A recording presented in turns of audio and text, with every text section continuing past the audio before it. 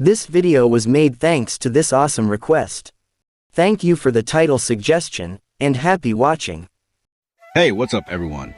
Welcome back to Curikens.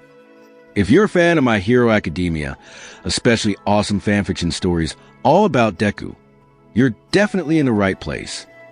Before we dive into today's story, don't forget to hit that like button, share this video with your fellow anime fans, and subscribe so you never miss a new upload. Also, if you have an awesome idea or title for the next fanfiction video, drop it in the comment below. I'd love to read your suggestions. And hey, if you want to support the channel even more and keep me extra motivated to create awesome content, consider joining our channel membership. By becoming a member, you'll unlock cool perks like exclusive loyalty badges and custom stickers you can use in the comments. If you've already joined, thank you so much. Your support truly means the world to me and helps keep this channel going.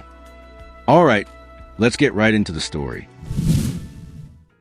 The afternoon sky above UA High School was clear. Training ground Gamma echoed with the sounds of combat. Boom. Chunks of concrete scattered as Izuku Midoriya landed from another full cowling dash.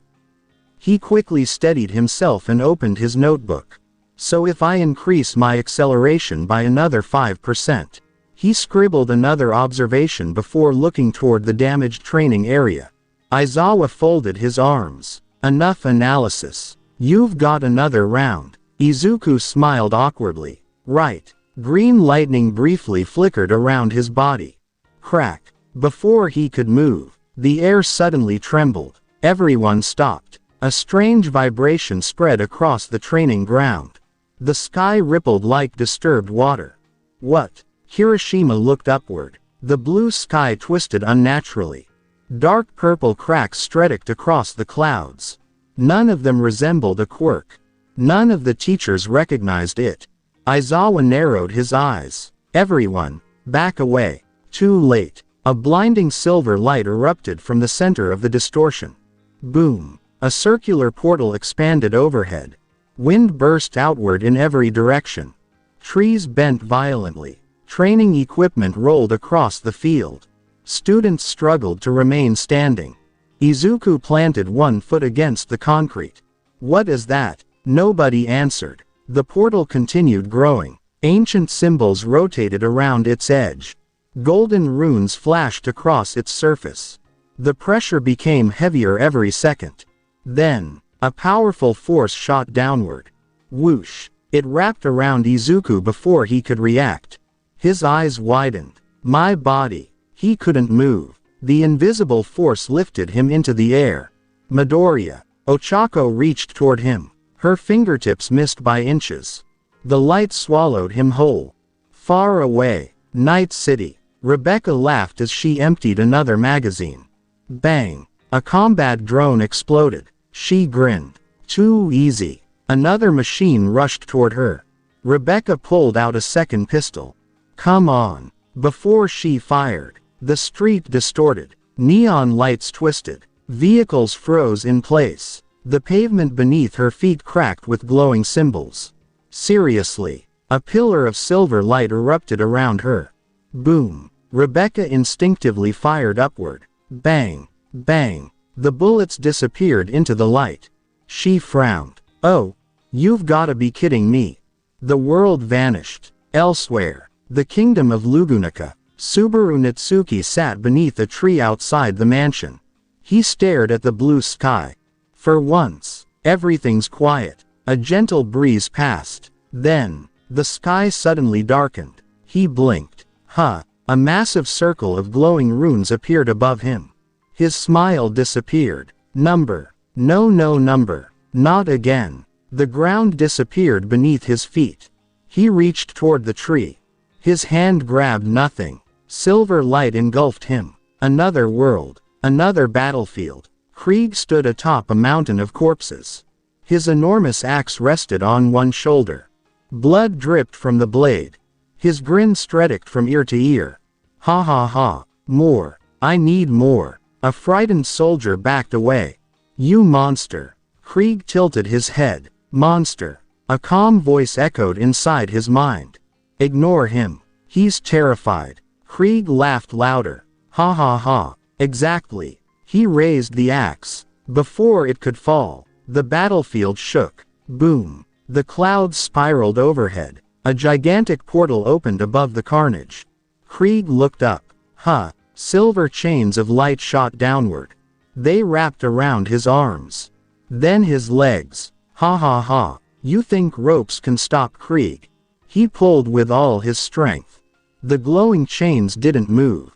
Instead, they pulled him upward. Wait, I wasn't finished. His laughter echoed across the battlefield as the portal swallowed him. Darkness. Complete silence. No sky. No ground. Only endless light. 4 figures drifted through an empty void. None of them could move. None of them understood what had happened. Ancient voices whispered in an unfamiliar language. The words carried no meaning. Runes floated around them. Worlds flashed past. Cities. Mountains. Castles. Endless forests. Towering dragons flying through crimson skies. Massive underground ruins. Ancient towers reaching above the clouds. Everything disappeared as quickly as it appeared. Then, the light shattered. Crack. A dense forest. Towering trees stretched high into the sky.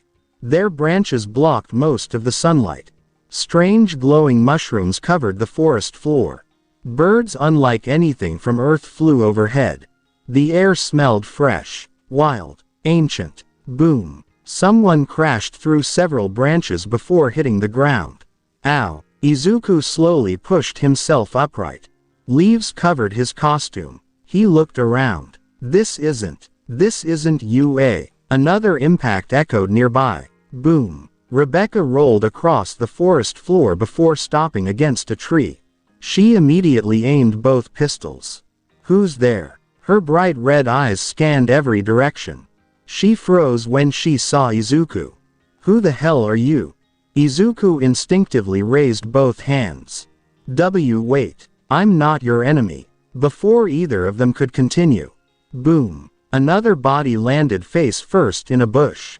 Ow. Subaru slowly lifted his head. Why does this keep happening? Rebecca stared. Izuku blinked. Neither of them understood what they were looking at. Then, the ground shook once more. Heavy footsteps crashed through the trees.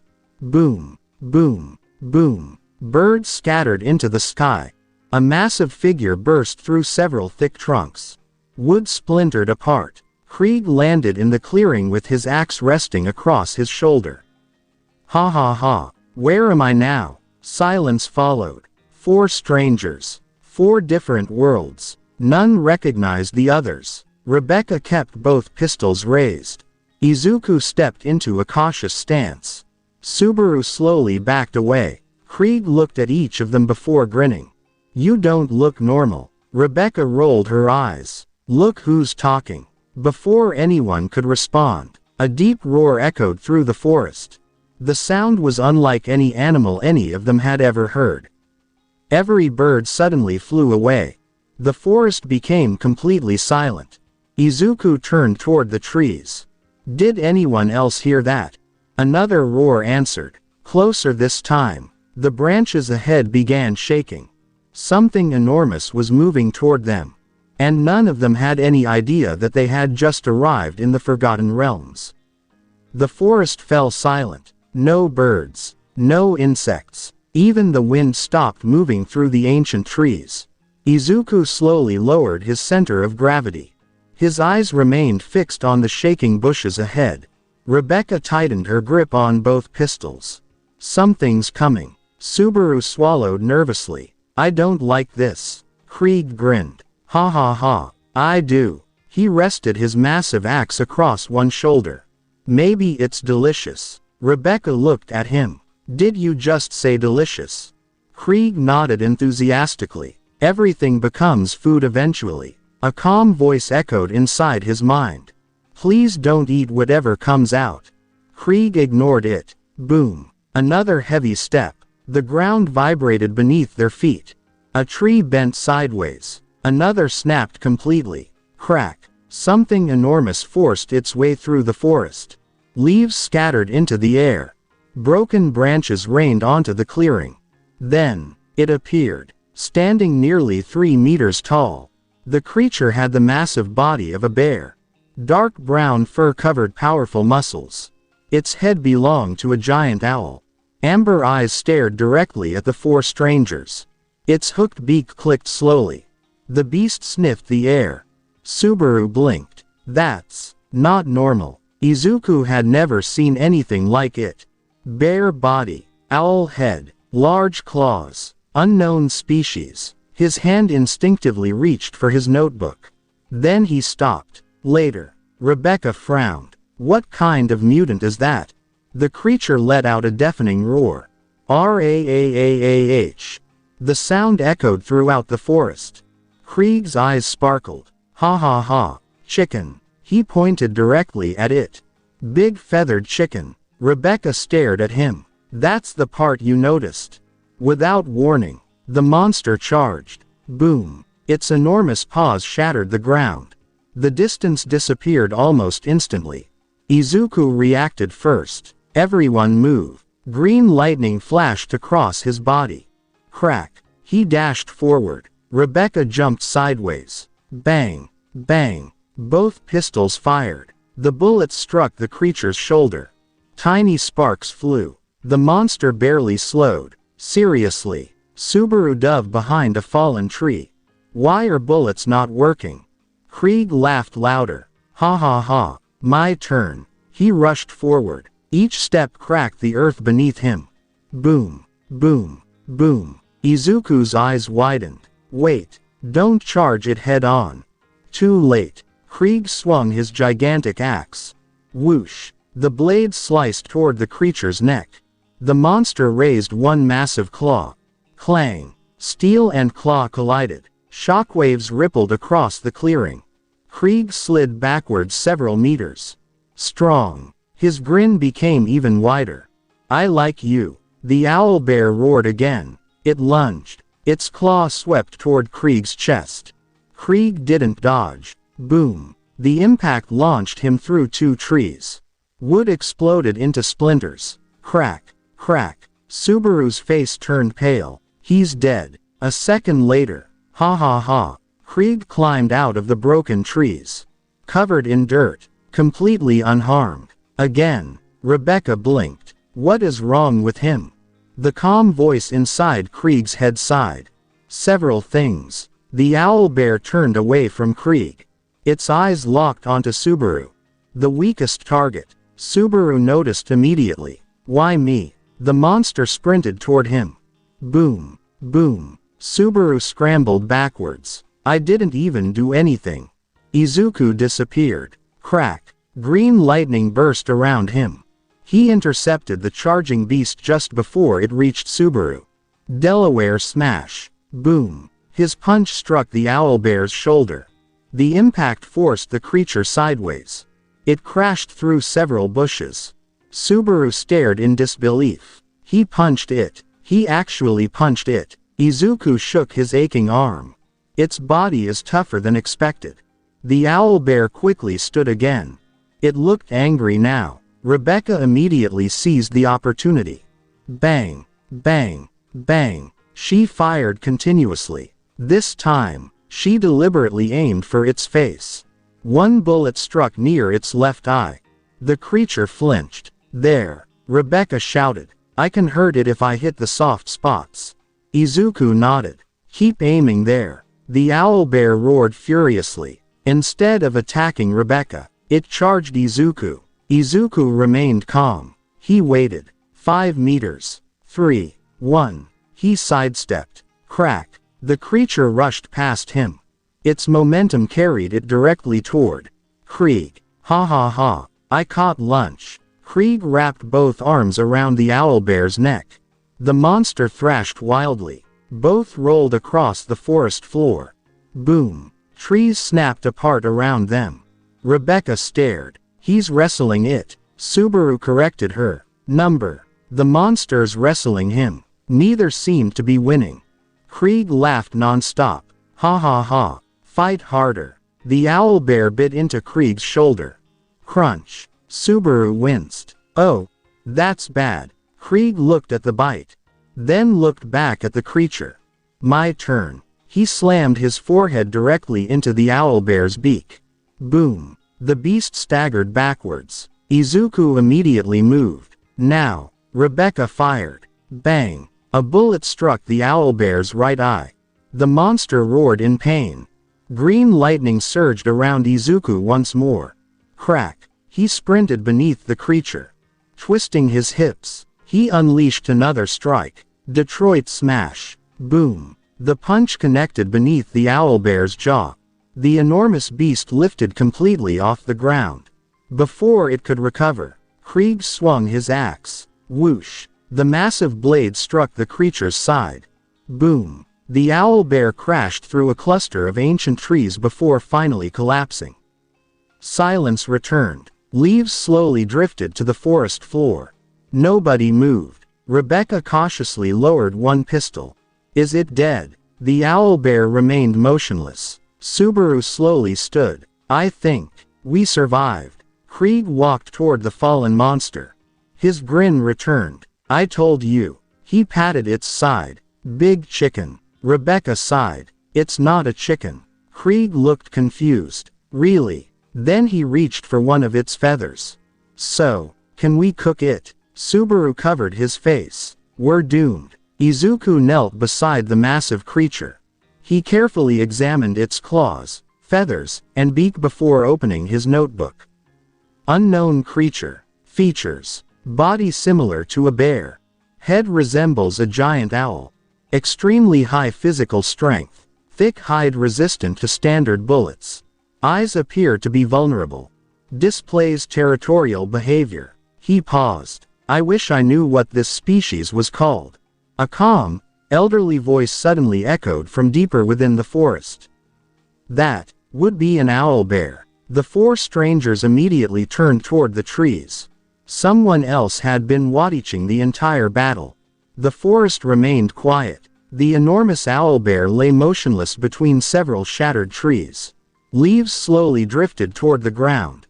A cool breeze carried the scent of damp earth through the clearing. The elderly voice spoke again. That was one of the worst battles against an owlbear I have ever witnessed. The four strangers immediately turned. Standing between two ancient oak trees was an old man wearing deep blue robes embroidered with silver stars. A wooden staff rested in his right hand. A leather satchel hung from his shoulder. His long white beard reached his chest. He calmly studied the unusual group. Rebecca immediately aimed both pistols. Don't move. The old man raised both hands. I have no intention of fighting. Izuku stepped forward. Who are you? The old man smiled politely. My name is Elric, a traveling bard. I happen to hear quite a lot of screaming. His eyes drifted toward Krieg. Mostly from him. Ha ha ha. Krieg proudly pointed at himself. That's because I'm winning. The bard blinked. You were being thrown through trees. Krieg nodded. Exactly. The calm voice inside Krieg's head sighed. I wish that explanation made less sense. Subaru quietly walked closer to Izuku. Please tell me I'm dreaming. I don't think so. Rebecca kept watching the old man. Bard. You mean a musician? Elric chuckled. Sometimes. Sometimes a storyteller. Sometimes a magician. Rebecca frowned. Magician. Without another word, Elric gently tapped his staff against the ground. Tap. Golden light appeared around the tip of the staff. Tiny glowing birds flew into the air before fading into sparkling dust. Rebecca stared. Okay. That's definitely magic. Subaru slowly looked around the forest.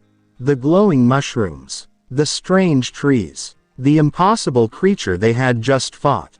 The old man performing magic without any technology. His expression stiffened. Wait. He looked at Elric. What country is this? Elric tilted his head. Country. The kingdom. The continent. Anywhere. The bard answered casually. You are currently inside the Ardeep forest. In the Sword Coast. On the continent of Faerûn. Silence. Rebecca looked confused. Never heard of it. Izuku slowly shook his head. Me neither. Subaru's face slowly turned pale. Faerûn. Everyone looked at him. Rebecca crossed her arms. You know it. Subaru nodded stiffly. I've played games. Krieg scratched his head. Games. Subaru pointed toward the forest. Faerûn. Sword Coast. Bards. Owlbears. He slowly looked at Elric. This is Dungeons and Dragons. The clearing became completely silent. Rebecca blinked. You're joking. I wish I was. Izuku frowned. Dungeons and Dragons. I've heard of it, but I never played. Rebecca lowered one pistol. I only know the name. Krieg proudly raised one hand. I've never heard of any of those words. The calm voice inside his head replied.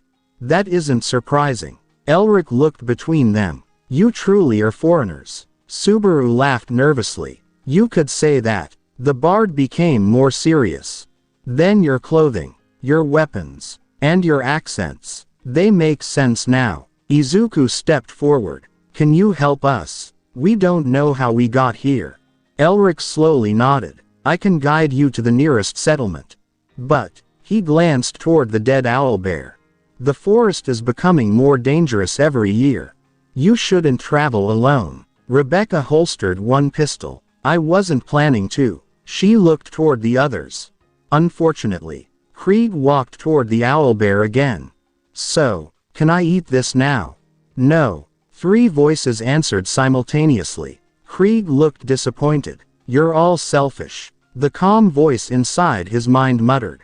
They're trying to prevent food poisoning. As the group prepared to leave, Subaru quietly moved beside Izuku. He lowered his voice. We have a problem. Izuku nodded. I know. Number. Subaru looked completely serious. You don't. Izuku blinked. Subaru continued. You have powers. She pointed toward Rebecca. She has guns. He pointed toward Krieg. He does whatever that was. Krieg happily waved. Subaru sighed. And me. He looked down at himself. I have absolutely nothing. Izuku looked confused. What do you mean? I mean. Subaru awkwardly laughed. I'm probably the weakest person here.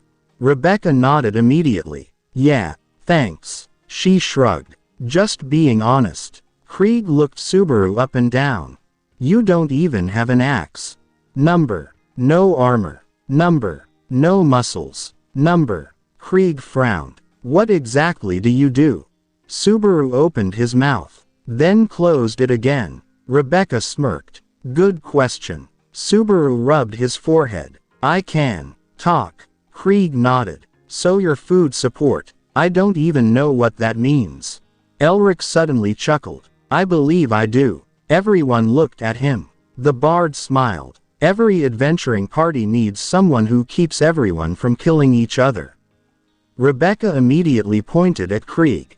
Start with him. Ha ha ha. Impossible. As they began walking through the forest, it became painfully obvious how different they all were. Izuku constantly observed the surroundings, pointing out footprints, broken branches, and possible dangers. Rebecca repeatedly climbed fallen trees and rocks to scout ahead, keeping one hand close to her pistols. Krieg walked straight down the middle of the trail, smashing low branches aside with the handle of his axe instead of walking around them. Subaru hurried between them, trying to stop arguments before they started. Rebecca looked back. Tell your giant friend to stop hitting every tree. Subaru sighed. Krieg, please stop attacking the forest. Krieg looked genuinely confused. The forest attacked me first. It didn't. It looked suspicious. Subaru pinched the bridge of his nose. Number. It looked like a tree. A few minutes later, Izuku suddenly raised one hand. Everyone stop. The group immediately halted. Even Krieg obeyed. Izuku crouched beside the trail. Fresh footprints. Small. Numerous. Humanoid. He carefully examined them. There are at least 8. Rebecca looked around. I don't see anyone. They're hiding. Izuku pointed toward the dense bushes ahead. Someone passed through here recently. Elric's expression became serious. Goblins. Rebecca frowned. Goblins. The bard nodded. They often travel in hunting groups. Krieg grinned again. Ha ha ha. More food. Subaru quickly stepped in front of him. Number. We are not calling goblins food. Krieg looked disappointed once more. Can I at least ask them? Number. The group continued deeper into the forest. As they disappeared beneath the towering trees, Subaru glanced at the three walking ahead of him. One reckless hero who wanted to save everyone. One unpredictable gunslinger who solved most problems by shooting them. One cheerful madman who wanted to fight almost everything he saw. Subaru let out a long sigh. I'm going to be translating for these idiots, aren't I? Nobody answered. But somehow, everyone silently agreed. The afternoon sun hung low above the towering trees of the Ardeep forest. The group had been walking for hours. Leaves crunched beneath their boots. The air had grown warmer, and the narrow trail slowly widened into a proper road. Ahead, wooden walls appeared between the trees. Smoke rose from dozens of chimneys. A large wooden sign stood beside the road. Green Hollow. Rebecca stretched her arms. So civilization actually exists. Elric smiled. Of course. It's a small frontier town. Travelers, hunters, merchants, and adventurers stop here before continuing north. Krieg looked toward the wooden gate. Can I fight the town? Number. 4 voices answered at once. The guards standing outside the gate stared at the approaching group. One quietly whispered to the other. Why is that man carrying an axe bigger than he is? And why does the girl have 2 tiny crossbows? Rebecca rolled her eyes. They're not crossbows. The guards exchanged confused looks. Then what are they? Rebecca opened her mouth, paused, then sighed. Long story. Elric stepped forward. They're with me. They're travelers. The older guard nodded respectfully. Welcome back, Master Elric. His eyes drifted toward the others. Interesting companions. The gate opened. The group entered Green Hollow. The streets bustled with activity. Horse-drawn wagons rolled over stone roads. Blacksmiths hammered glowing steel. Clang. Children chased each other through the marketplace. Merchants loudly advertised fresh bread, vegetables, weapons, and enchanted trinkets. None of the 4 visitors had ever seen a place quite like it. Izuku looked everywhere at once. His notebook appeared almost instantly. He began writing. Wooden architecture. No electrical wiring. Horse transportation. Magical crystals. Possible medieval economy. Rebecca nudged him. You seriously take notes everywhere. Izuku smiled awkwardly. It helps me organize information. Rebecca shrugged. I usually just remember stuff. Subaru looked around with wide eyes. This really is fantasy. He pointed toward a dwarf arguing with an elf over the price of fish. I'm looking at a dwarf. Krieg waved enthusiastically at both of them. Ha ha ha. Short beard. Pointy ears. The elf frowned. Should I be offended? The dwarf shrugged. I don't know. Elric quickly continued walking. Please. Let's reach the tavern before anything happens. Unfortunately, something happened. Krieg suddenly stopped in front of a bootlicker's stall. His eyes sparkled. Large cuts of roasted meat hung above glowing coals. The smell filled the street. Krieg slowly pointed. Food. The bootlicker smiled. Interested. Krieg nodded repeatedly. Very. The bootlicker held up a roasted turkey. 3 silver. Krieg confidently reached into his pocket. Nothing. He checked another pocket. Nothing again. He looked at the bootlicker. Can I pay with confidence? Number. What about this axe? Definitely number. Rebecca burst into laughter. Ha ha ha. You actually don't have money. Krieg looked confused. Money. Subaru sighed. We don't have any either.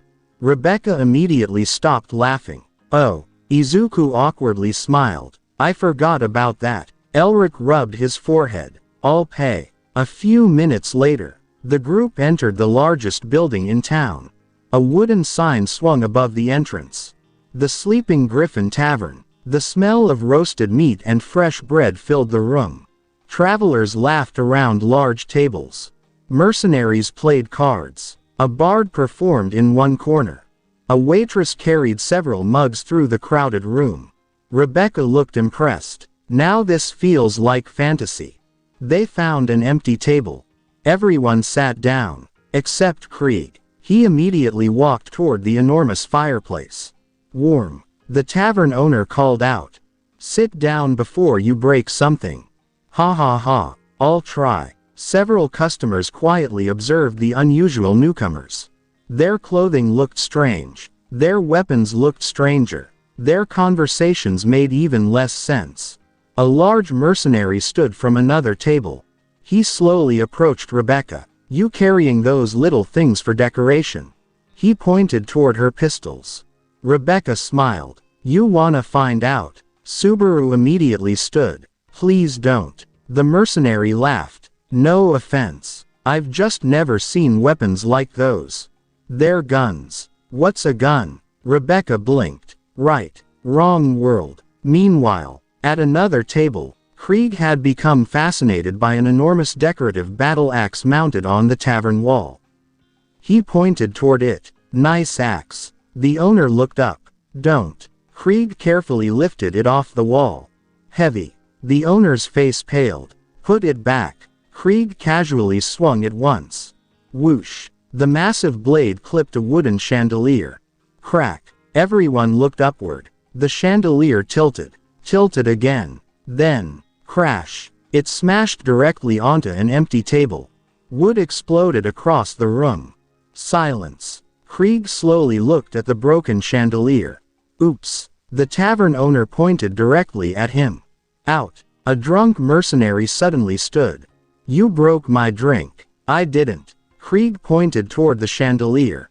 It did. You swung the axe. Technicality. Another mercenary slammed his mug onto the table. You gonna pay for that?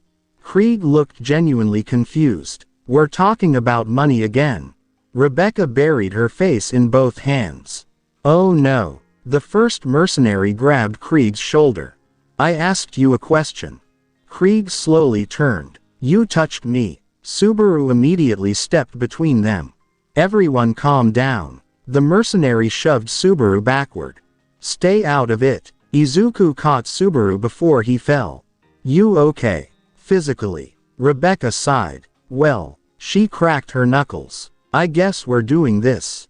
The mercenary pointed toward the newcomers. Throw them out. More chairs scraped across the floor. One after another. Several rough-looking adventurers stood. Elric slowly closed his eyes. I knew this would happen. The bartender ducked behind the counter. Not again. The first punch flew. Boom. A chair shattered against the wall. The tavern exploded into chaos. The first tavern brawl had begun. Boom. A wooden chair flew across the tavern. It smashed against a support pillar before breaking into pieces. Customers scattered in every direction. Several overturned tables slid across the floor. The bard in the corner calmly picked up his instrument and walked outside. I'll come back later. A burly mercenary swung a fist toward Rebecca. She leaned backward. The punch missed by centimeters. Rebecca responded with a quick kick to his stomach. Boom. The man folded over before crashing into another table. I said don't touch me. Another adventurer rushed at her from the side. Rebecca ducked beneath his wild swing. She grabbed a nearby mug. Without hesitation. Bang. The mug bounced off his forehead. He collapsed onto the floor. Close enough. Meanwhile, 3 men surrounded Izuku. None carried weapons. Just fists. Izuku raised both hands. Please stop. I don't want to fight. One of them ignored him. He charged. Izuku sidestepped smoothly. The man stumbled past him. Before he could recover, another attacker accidentally crashed into him. Boom. Both landed in a pile of broken chairs. Izuku sighed. Please just calm down. A third mercenary threw a heavy punch. Green lightning briefly flashed around Izuku. Crack. He caught the punch with one hand. The attacker froze. What? Izuku gently pushed him backward. The man lost his balance and fell onto a table. Crash. Across the tavern, Subaru desperately tried to stop everyone. Please. Nobody needs to fight. Someone shoved him aside. Another nearly hit him with a chair. Subaru barely ducked. The chair struck the wall instead. Boom. Why am I always here? A familiar laugh echoed through the room.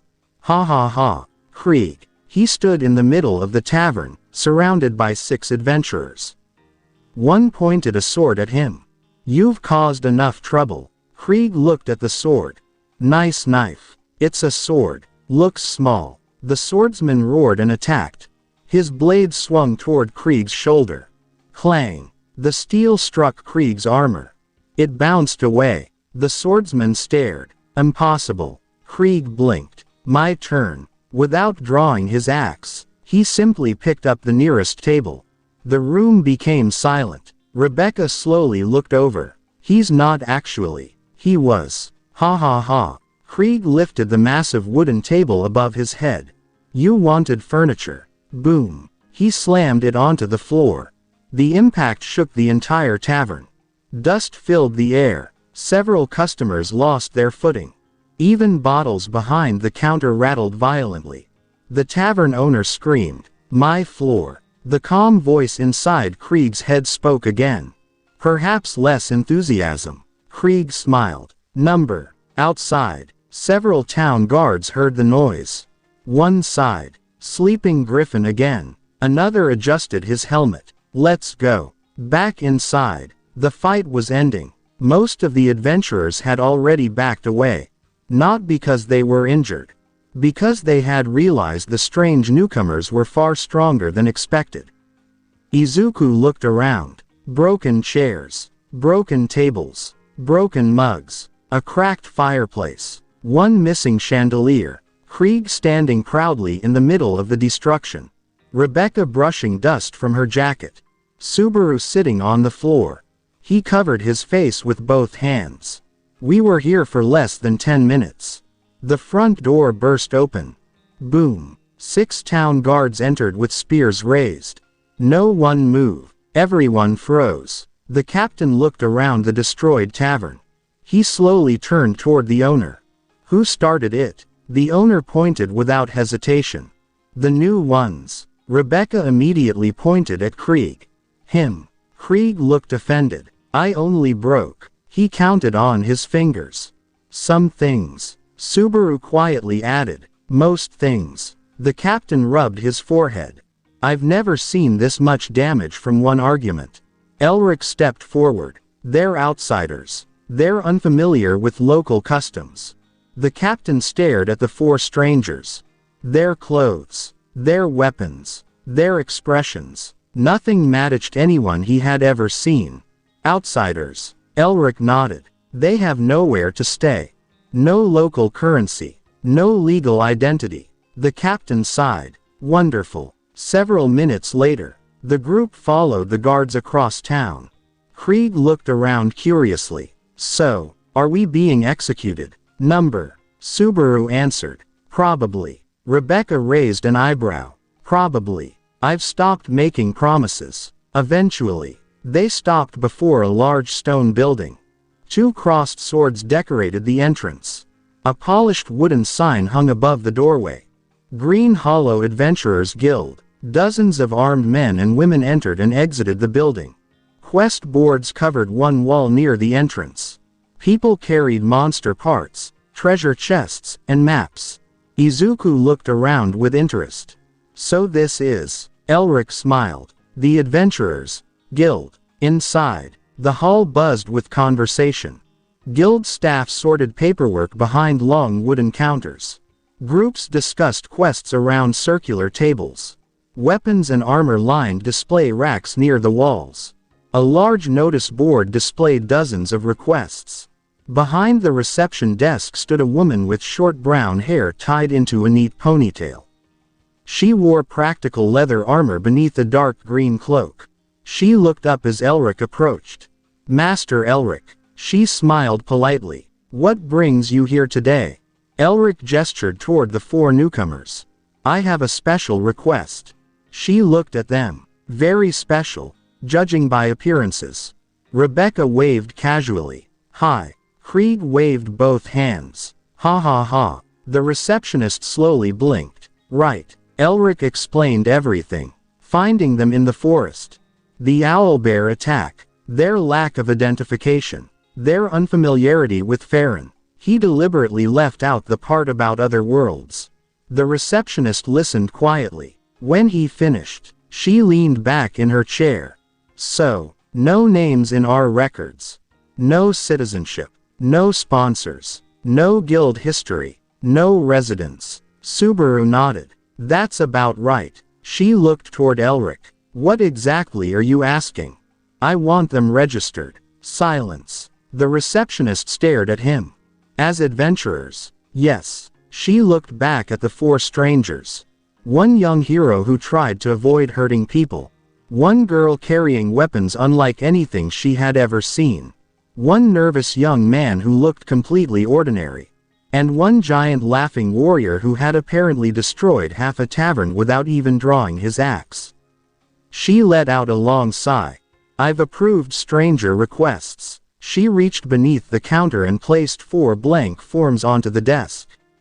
Names. Izuku Midoriya. Rebecca. Subaru Natsuki. Krieg. She wrote each name carefully.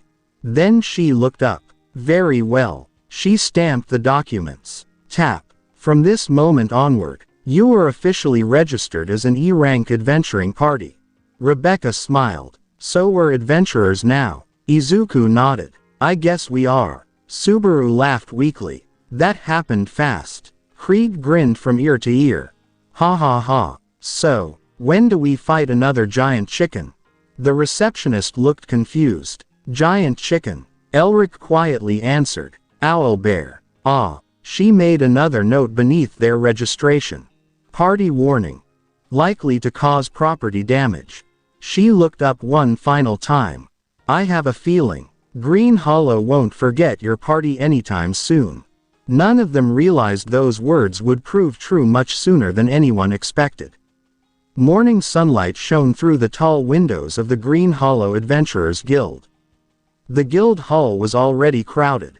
Adventurers walked between tables carrying maps, monster parts, and newly accepted requests. The large quest board near the entrance had become the center of attention. Rebecca leaned against the wall. So, how do we make money? The receptionist looked up from her paperwork. By completing quests. Krieg immediately raised his hand. I vote we fight something. Subaru sighed. You vote for that every 5 minutes. Izuku stood before the quest board, carefully reading every request. His eyes moved from one parchment to another. Escort merchant caravan. Collect healing herbs. Wolf extermination.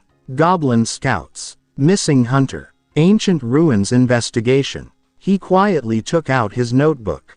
The guild classifies quests according to danger. Interesting. Rebecca walked over. Find anything. Izuku nodded. Most of these require experience. We're completely new. Rebecca folded her arms. So we start small. Krieg pointed toward a large poster. That one. Everyone looked. Slay adult green dragon. Reward. 12,000 gold. Subaru immediately grabbed Krieg's shoulder. Number. But look how much food money it gives. It's giving money because you'll die. Krieg looked unconvinced. Maybe. The receptionist cleared her throat. I strongly recommend against accepting dragon quests. Rebecca nodded. For once. I agree. Another parchment caught Izuku's attention. Investigate the sunken ruins. Reward. 60 gold. Objective. Explore recently discovered underground ruins south of Green Hollow. Confirm reports of goblin activity. Eliminate threats if necessary. Recover any historical artifacts belonging to the guild. Party recommendation. 4 or more adventurers. Izuku studied the request. This one. Rebecca looked over his shoulder. Dungeon exploration. Sounds fun. Subaru's expression immediately darkened.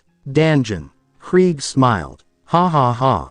Dungeon means monsters. The receptionist nodded. It was discovered only 3 days ago. No experienced party has accepted it yet. Rebecca raised an eyebrow. Why? Nobody knows what's inside. Silence. Krieg slapped the quest board enthusiastically. Perfect. Subaru slowly turned toward Izuku. Please tell me you're thinking carefully. Izuku looked at the quest again. Then at the map attached beneath it. The entrance is only a few hours away. It meets the minimum party requirement. The reward should cover equipment and supplies. He looked toward the others. I think we should accept it. Rebecca shrugged. I'm in. Krieg raised both hands. I was in before you finished reading. Everyone looked toward Subaru. Do I actually have a choice? Number. 3 voices answered together. Subaru sighed. Fine. The receptionist removed the parchment from the board. She stamped it. Tap. The quest is now registered under your party. She handed Izuku a rolled map. This shows the safest route. Izuku accepted it carefully. Thank you. An older adventurer nearby overheard the conversation. He looked at their newly issued guild badges. E ranks. His companions looked over. They're taking the sunken ruins. Another adventurer laughed. They won't even make it halfway. Rebecca heard every word. She looked over. You wanna bet? The man chuckled. I've explored ruins for 15 years. Goblins alone aren't dangerous. It's everything hiding behind them. Izuku approached politely. Have you explored these ruins? The adventurer shook his head. Number. But I've explored enough dungeons. He pointed toward the quest map. Always assume the place is trying to kill you. Subaru quietly muttered. That's encouraging. The veteran continued. Never split up. Watch every step. Don't touch random treasure. And if something looks valuable. He smiled. It's probably trapped. Izuku quickly wrote everything into his notebook. Rebecca looked surprised. You actually write advice from strangers. If they're experienced. The veteran laughed. I like the kid. Krieg leaned closer. What if the trap looks edible? The veteran stared at him. Don't eat the trap. Krieg nodded thoughtfully. Fair. An hour later. The party stood outside the southern gate of Green Hollow. Each carried basic supplies purchased with the small advance provided by the guild. Rope, torches, water skins, simple rations. Rebecca had also bought additional ammunition from the town blacksmith after spending nearly 20 minutes explaining what bullets were. The blacksmith still looked confused. Elric adjusted his traveling cloak. I'll accompany you as far as the ruins. Izuku looked surprised. You don't have to. The old bard smiled. I've traveled those roads many times. I know the area. The journey south was peaceful. Rolling hills gradually replaced dense forests. Old stone pillars emerged from the earth, covered in moss and climbing vines. Signs of an ancient civilization appeared more frequently. Broken statues, collapsed walls, weathered roads. Rebecca looked around. This place feels old. Elric nodded. Very old. These lands have witnessed countless kingdoms rise and fall. Krieg tapped one of the ruined columns with his axe handle. Tap. Can I keep this? Number. What if nobody notices? They'll notice. Several hours later. The road ended. Before them stood a massive stone staircase descending into the earth. Ancient pillars lined both sides. Many had collapsed long ago. Thick vines covered cracked stone walls. At the bottom of the staircase stood a pair of enormous weathered doors. One had already fallen open. Darkness waited beyond. A cold breeze drifted from inside.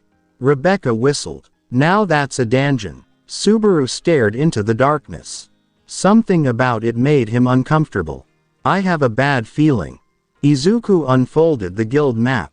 According to the markings, this was the entrance. He looked toward his companions. From this point onward, we stay together. No one wanders off. If we encounter monsters, Rebecca provides ranged support. Krieg holds the front line. I'll handle mobility and adapt as needed.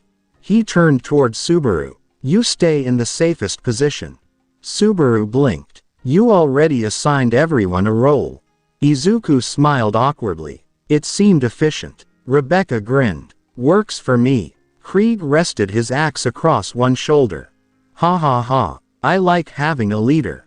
Subaru looked between the three of them.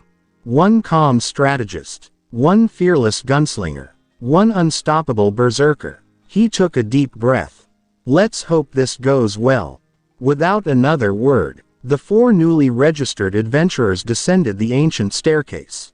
Their footsteps echoed through the forgotten ruins. Far below, hidden deep within the darkness, dozens of small yellow eyes slowly opened. Darkness surrounded the party. The only light came from two torches. Their flames flickered against damp stone walls. Water dripped steadily from the ceiling. Tap, tap, tap. Every sound echoed through the ancient corridor. Izuku walked in front with the map in one hand. Krieg followed close behind, resting his enormous axe on his shoulder. Rebecca scanned every corner with her pistols drawn. Subaru stayed near the center, constantly looking over his shoulder. No one spoke. The corridor eventually opened into a circular chamber. Broken pillars surrounded the room. Ancient murals covered the cracked walls. Several passages branched deeper underground. Goblin footprints covered the dusty floor. Izuku crouched. They came through here. He pointed toward the eastern tunnel. At least 10. Rebecca looked around. I don't see any. They're hiding. Krieg grinned. Ha ha ha. Then let's find them. Before anyone could stop him, he walked straight into the eastern tunnel. Subaru hurried after him. Wait, we should check first. Krieg ignored him. Ha ha ha. If monsters are hiding, they should come out. Izuku sighed. Everyone stay close. The tunnel narrowed. Roots pushed through the ceiling.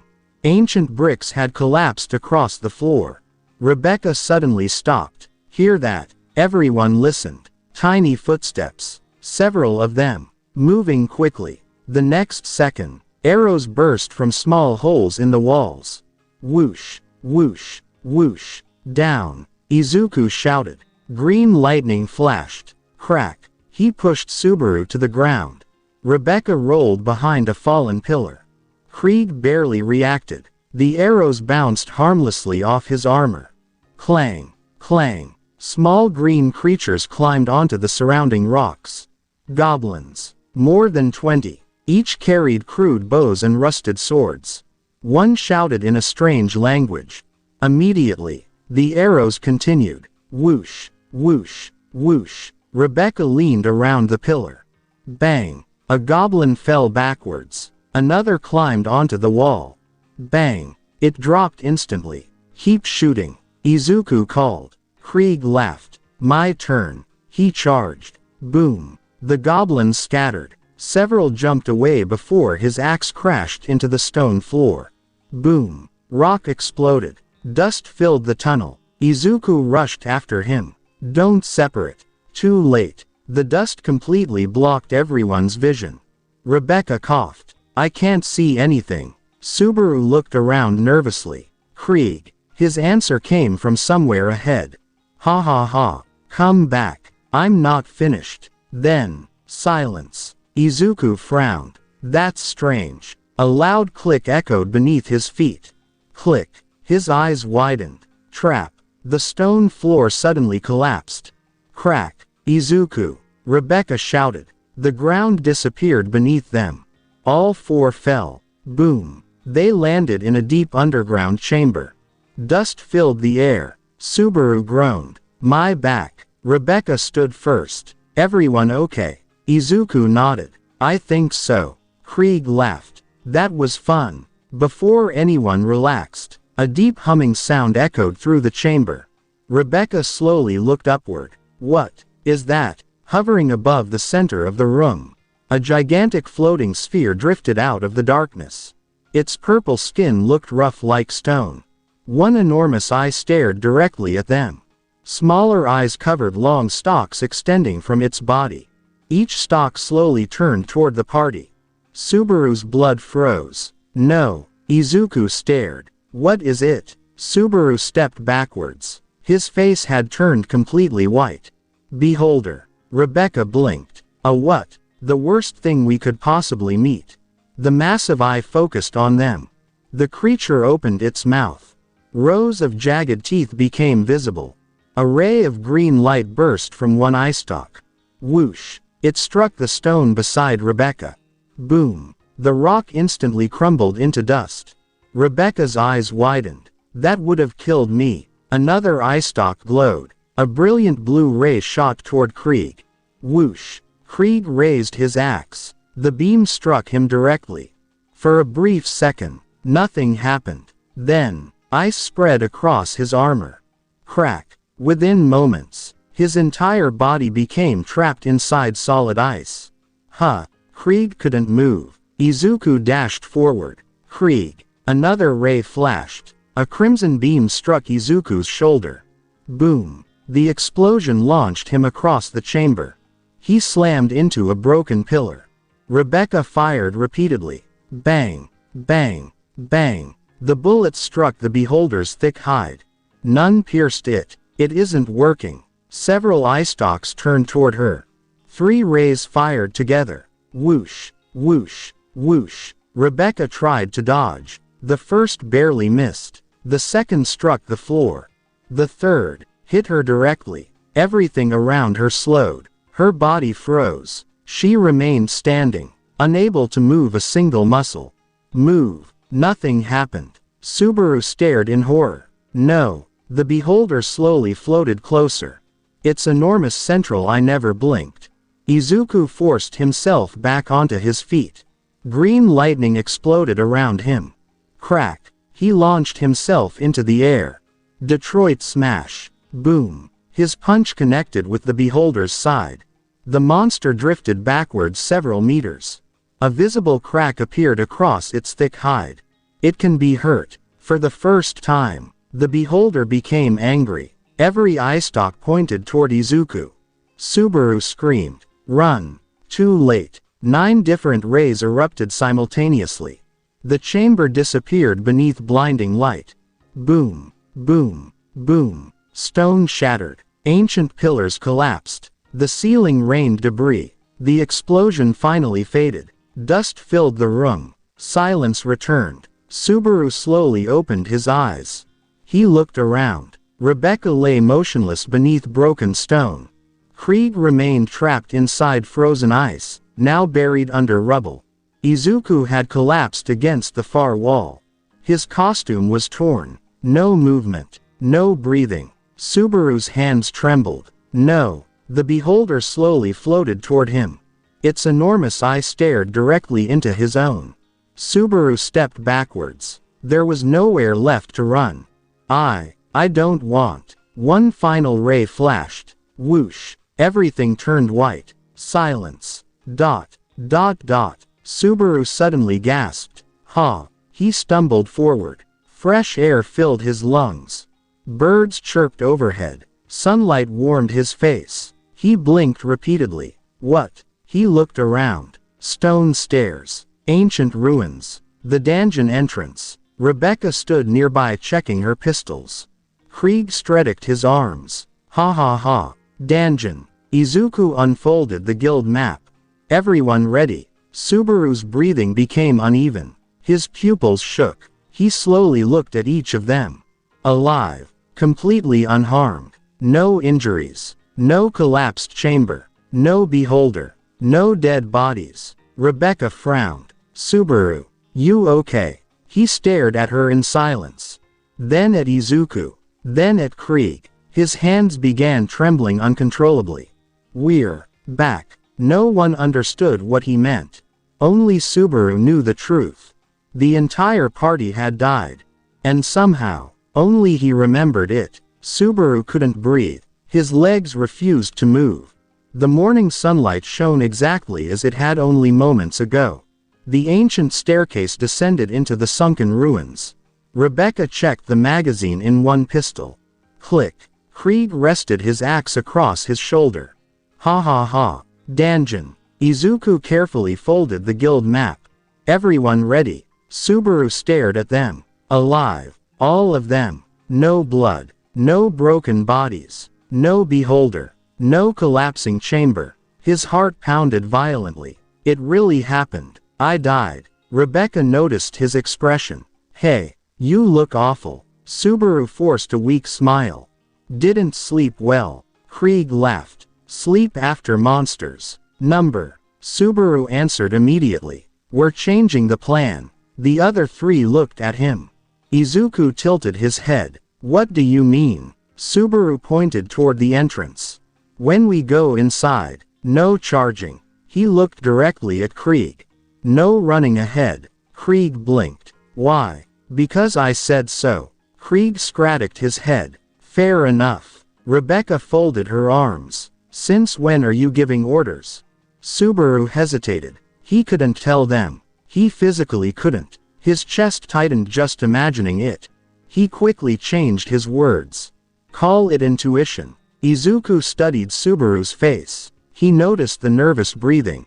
The shaking hands. The unusually serious expression. You really believe something dangerous is inside? Subaru nodded immediately. Very. Izuku looked toward the dark entrance. Then we'll move carefully. The four adventurers descended once again. Every step felt familiar to Subaru. The dripping water. The damp air. The smell of old stone. Everything happened exactly the same. Tap, tap, tap. The circular chamber appeared ahead. Broken pillars. Ancient murals. Multiple branching corridors. Goblin footprints. Exactly as before. Izuku crouched. They came through here. Subaru interrupted. The eastern tunnel. Everyone looked at him. Rebecca raised an eyebrow. You already know. Subaru froze. Lucky guess. Izuku compared the footprints. He's right. They all head east. Krieg smiled. Ha ha ha. I'll go first. Subaru immediately grabbed the back of Krieg's armor. Number. Krieg looked over his shoulder. Why? We stay together. Krieg stared for a few seconds. Then shrugged. Okay. The calm voice inside his head spoke. That was surprisingly reasonable. The party slowly entered the eastern tunnel. This time, nobody rushed. Rebecca scanned both walls. Something feels off. Subaru pointed upward. There. Small holes. Hidden between loose stones. Almost invisible. Izuku looked carefully. Arrow slits. Rebecca stepped backward. So that's where the arrows came from. Izuku nodded. Their pressure activated. Subaru quickly shook his head. Number. He pointed farther ahead. The trigger isn't here. It's there. A single cracked stone rested near the center of the path. Izuku blinked. How did you notice that? Subaru quickly searched for an excuse. The floor pattern. It looked different. Izuku smiled. Good observation. Rebecca carefully stepped around the stone. Krieg followed. Even his enormous boots missed it. Nothing happened. Subaru quietly released the breath he had been holding. Several minutes later, small voices echoed deeper inside the tunnel. Goblin chatter. Rebecca whispered. They're ahead. Izuku looked around. We'll avoid fighting if possible. Subaru immediately nodded. Good. They quietly moved through a narrow side passage. Unlike before, the goblin patrol never noticed them. Krieg looked disappointed. No monsters. Rebecca smiled. You'll survive. Eventually, the tunnel widened again. Subaru's expression immediately changed. Ahead, the same chamber. The same cracked floor. The same hidden collapse. He quickly raised one hand. Stop. Everyone froze. Izuku looked ahead. What is it? Subaru pointed toward the center. Don't step there. Rebecca crouched. Why? Izuku carefully examined the stone floor. After several seconds, he noticed thin cracks running in a perfect square. Almost invisible beneath the dust. Hidden pit. Rebecca whistled softly. I would have walked right onto that. Krieg leaned over the edge. Big hole. Subaru slowly nodded. Very big. Izuku searched the nearby wall. There. A rusted iron lever, hidden behind hanging roots. He carefully pulled it. Creak. Ancient gears turned somewhere below. The cracked floor locked firmly into place. Rebecca looked surprised. There was a Swittic. Izuku smiled. It probably exists for maintenance. Subaru quietly stared at the now safe floor. Last time. This is where we fell. The group crossed safely. No collapse. No screams. No beholder. Subaru felt his shoulders finally relax. We changed it. Izuku looked back. Nothing. The tunnel continued downward. Ancient carvings became more elaborate. Old statues lined both sides. Several had missing heads. Others had been shattered long ago.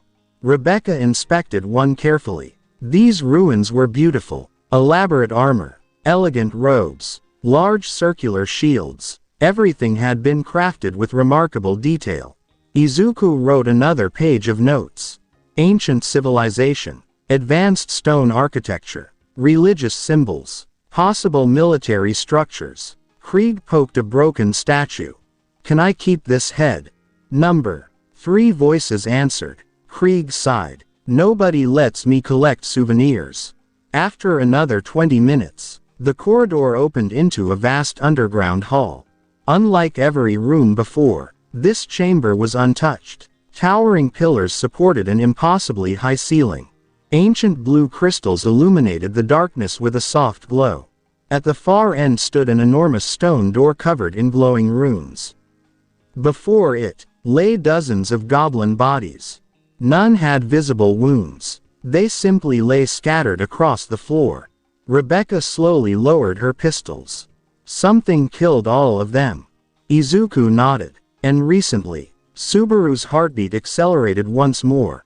This wasn't here before. A deep rumble echoed beyond the massive stone door. Boom. Dust drifted from the ceiling. The glowing runes briefly pulsed with blue light.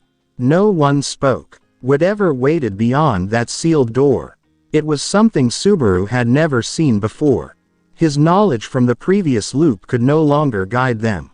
The future had already begun to change. The underground hall remained silent. Dozens of goblin corpses lay scattered across the ancient stone floor. None bore sword wounds. None had arrows lodged in their bodies. Most appeared to have been crushed by an overwhelming force. Rebecca slowly approached one of the bodies.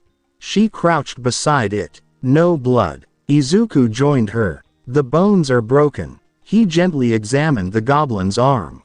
It looks like it was struck by something incredibly heavy. Krieg looked around excitedly. Ha ha ha. So something stronger than goblins lives here. Subaru did not share his enthusiasm. He stared at the enormous stone door. The glowing runes pulsed every few seconds. Something behind it was moving. He could feel faint vibrations beneath his boots. Boom. Rebecca looked toward the door. Please tell me we're not opening that. Izuku slowly shook his head. Our quest is to investigate the ruins. We don't need unnecessary risks. He folded the guild request back into his pocket. If we already know something dangerous exists, we can simply report it. Subaru immediately nodded. Exactly. I completely agree. Krieg looked disappointed. We're leaving. Yes. Krieg sighed dramatically. Boring. Just as the group turned around, a faint squeal echoed behind them. Rebecca immediately drew both pistols. Did you hear that? Another squeal answered. Higher. Closer. Small green figures climbed over broken pillars. 1, 3, 5, then, dozens. Goblin warriors. Goblin archers. Goblin spearmen. Within seconds, more than 40 goblins surrounded the chamber. Krieg grinned. There they are. The goblin chief raised a crude spear. He shouted an order. Every goblin charged at once. Raaaah. Izuku stepped forward. Formation. Rebecca instantly moved behind a fallen pillar. She rested both arms against the stone.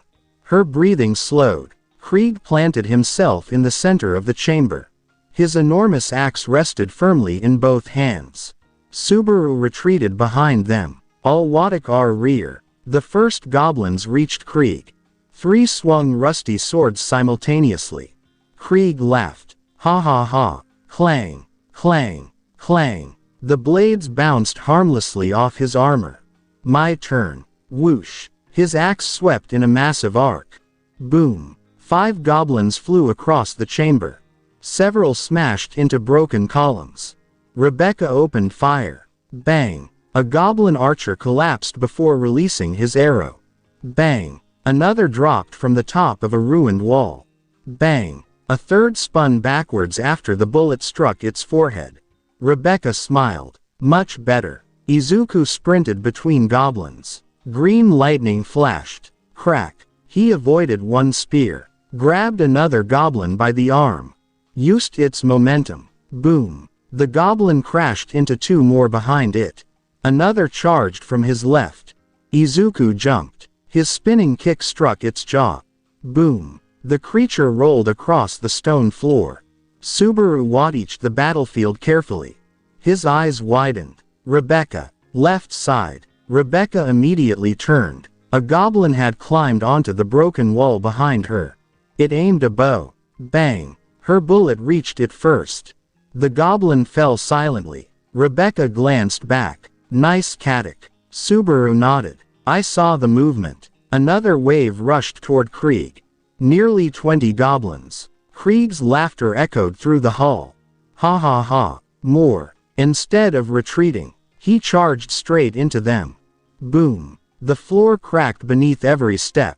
The goblins surrounded him. Spears thrust forward. Swords slashed. Axes swung. None reached him. Krieg simply kept moving. Every swing of his enormous axe blasted enemies aside. Boom. A broken pillar collapsed. Boom. Another group scattered through the air. Boom. Stone fragments bounced across the chamber. Rebecca whistled softly. He's basically a siege weapon. The calm voice inside Krieg's head replied. You're using too much force. Ha ha ha. I haven't started yet. Izuku continued moving through the battlefield. Unlike Krieg, he focused on protecting openings. Whenever goblins slipped past the giant warrior, Izuku intercepted them immediately. A goblin lunged toward Subaru. Izuku appeared between them. Crack. His punch knocked the creature unconscious. You okay? Subaru nodded rapidly. Yeah. Behind you. Without looking, Izuku ducked. An arrow flew above his head. Rebecca fired. Bang. The hidden archer collapsed from the ruined balcony. The battle had become perfectly coordinated. Krieg held the center. Rebecca eliminated distant threats. Izuku protected every opening. Subaru constantly warned everyone whenever he spotted danger. The goblin chief noticed it as well. He pointed directly at Subaru. Several goblins immediately changed direction. Subaru's eyes widened. Uh-oh. 6 goblins sprinted toward him. Izuku. I see them. Green lightning surged. Crack. Izuku dashed. Then stopped. Another 10 goblins blocked his path. Rebecca fired continuously. Bang. Bang. Bang. 3 goblins fell. 3 more kept running. Subaru backed away. I don't have a weapon. Krieg looked over. He laughed. Ha ha ha. He grabbed the nearest fallen stone column. Lifted it effortlessly. Rebecca blinked. He's not. He was. Krieg spun once. Then through the entire column. Whoosh. The enormous stone pillar flew across the chamber. It landed directly in front of Subaru. Boom. The impact crushed several charging goblins.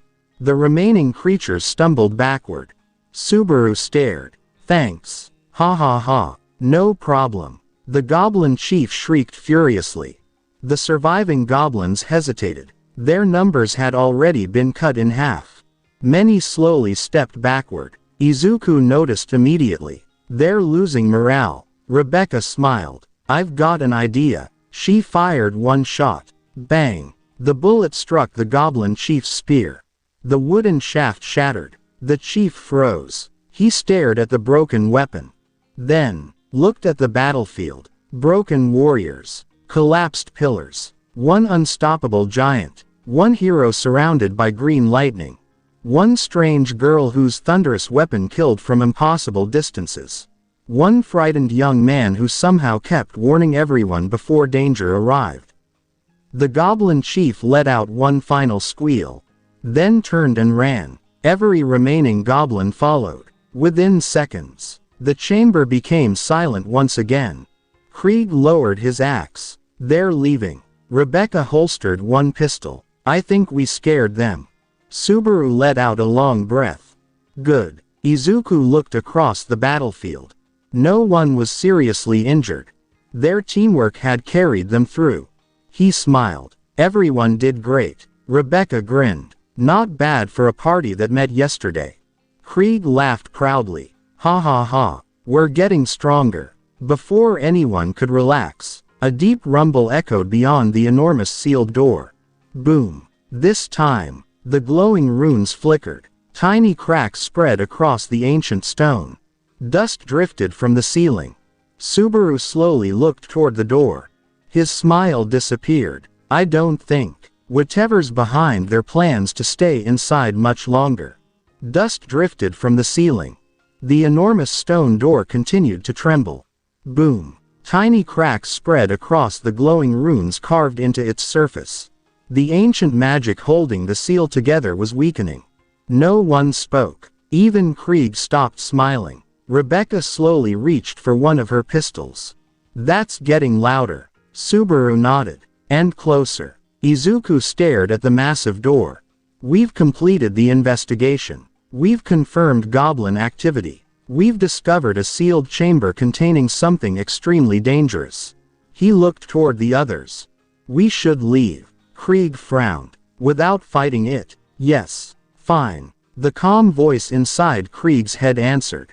That is surprisingly mature. Krieg scratched the back of his head. I still don't like it. The party turned around. Before taking more than 3 steps, a faint metallic glow caught Rebecca's attention. Hold on. She pointed toward the far corner of the chamber. Hidden beneath several fallen stones rested an old wooden chest reinforced with black iron. Its surface was covered with silver runes. Unlike everything else inside the ruins, it remained completely untouched. Krieg's eyes sparkled. Treasure. Subaru immediately raised both hands. No. Everyone looked at him. Rebecca folded her arms. Why not? Subaru remembered the veteran adventurer's warning. If something looks valuable, it's probably trapped. He quickly answered. Because it's too obvious. Izuku looked carefully at the chest. He's right. The goblins never touched it. And they were everywhere. Rebecca crouched several meters away. So how do we check? Izuku scanned the surrounding floor. No footprints. No drag marks. No broken lock. He slowly circled the chest. The runes are still glowing. Rebecca nodded. So definitely magical. Krieg looked disappointed. Can I poke it? Number. 3 voices answered together. Krieg sighed. Nobody lets me have fun. Izuku knelt beside the chest. Without touching it, he carefully observed every detail. Ancient hinges. Silver engravings. Dust patterns. The lock. Then his eyes stopped. A nearly invisible wire extended from beneath the lid into the stone behind it. There. Rebecca leaned closer. I don't even see it. Izuku pointed carefully. Tripwire. It activates when the lid opens. Subaru stared. Good Katak. Izuku smiled. It was reflecting the crystal light. Rebecca slowly stood. So, how do we open it? Izuku looked around the chamber. A broken goblin spear lay nearby. He picked it up. Everyone stepped back. Krieg happily took several giant steps backward. Ha ha ha. If it explodes, I want to watch it. Rebecca joined him. So do I. Subaru hid behind a pillar. I definitely don't. Izuku slid the spear beneath the lid. He took a deep breath. Then, he lifted it. Creak. Click. The wire snapped. Everyone immediately ducked. Nothing happened. Rebecca slowly looked up. That's it. Suddenly, dozens of tiny darts shot from hidden holes in the wall. Whoosh, whoosh, whoosh. The poisoned projectiles flew directly toward the chest. Most struck the lid. Several buried themselves deep into the stone floor. One dart shattered against a nearby pillar. Rebecca whistled. That would have been unpleasant. Krieg looked impressed. Tiny arrows. Subaru slowly stood. I hate traps. After waiting another minute, nothing else happened. Izuku approached cautiously. The trap has already activated. He gently lifted the lid. Inside, 4 objects rested on faded velvet cloth. A small leather pouch filled with gold coins. A silver ring engraved with blue gemstones. 3 glowing blue crystal arrows. And an old leather-bound journal. Rebecca immediately picked up the arrows. These aren't normal. The arrowheads shimmered with magical energy. Elric, who had remained quietly behind the group, smiled. Enchanted ammunition. They're valuable. Rebecca grinned. I like this world. Krieg reached into the chest. Food. Instead, he pulled out the leather pouch. It jingled loudly. Not food. He opened it. Gold coins spilled into his enormous hand. Rebecca laughed. That's even better. Krieg looked confused. Can you eat gold? Number. Can you trade it for food? Yes. Krieg smiled broadly. I love gold. Meanwhile, Izuku carefully picked up the journal. The leather cover had nearly fallen apart. Ancient writing filled every page. Most of it had faded with time. He slowly turned the pages. Maps, schematikas, monster drawings, observations, notes. His eyes widened. This. Rebecca looked over. What? It's another explorer's journal. He gently brushed dust from one page. Detailed illustrations of creatures filled the parchment. Goblins, giant spiders, animated armor, gelatinous cubes, dozens of unfamiliar monsters. Izuku smiled. I'll study this later. Subaru chuckled. I figured you'd say that. Krieg glanced inside the chest one last time. Nothing else. Rebecca smirked. You wanted food. I was hopeful. Suddenly, the chamber shook violently. Boom. Everyone lost their balance. Dust poured from the ceiling.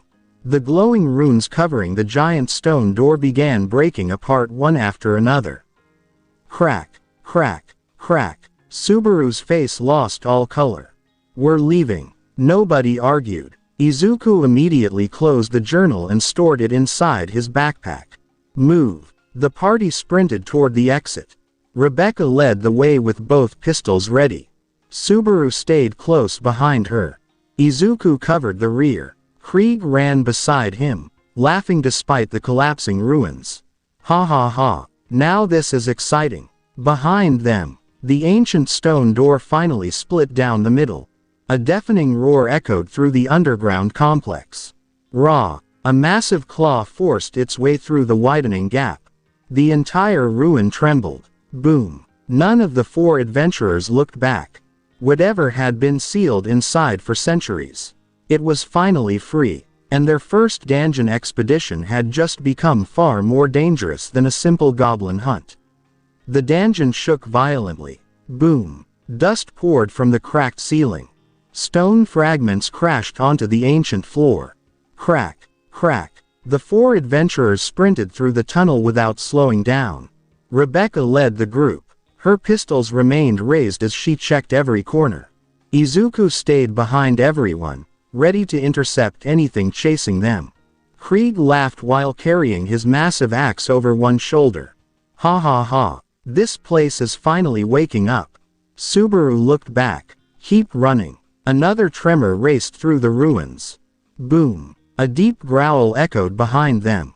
Rah! The sound rolled through every corridor. Even Krieg stopped smiling for a moment. That's big. The party reached the circular chamber.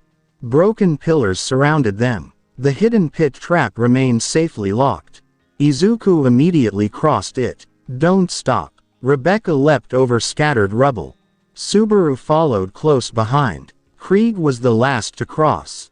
Just as his foot touched the other side, boom, the stone bridge behind them collapsed into the pit. Large chunks of rock disappeared into the darkness below. Krieg looked down. Guess we're not going back that way. They continued toward the dungeon entrance. The roar echoed once again. Raw. This time it sounded farther away. Whatever had escaped, it wasn't following them. Minutes later, sunlight appeared ahead. Fresh air rushed into the tunnel.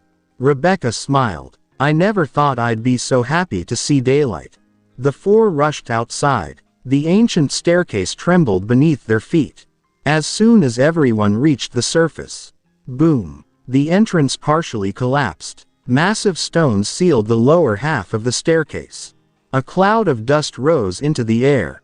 Silence returned. Subaru bent over, breathing heavily. We're alive. Rebecca holstered her pistols. Barely. Krieg laughed. Ha ha ha. That was fun. Number. Subaru answered immediately. It wasn't. Elric climbed the final steps. He stared at the collapsed entrance. I've explored these ruins for decades. I've never seen anything like that. Izuku looked at the blocked staircase. Whatever was sealed down there. It's free now. Elric nodded. We should report this to the guild immediately. Several hours later, the party returned to Green Hollow.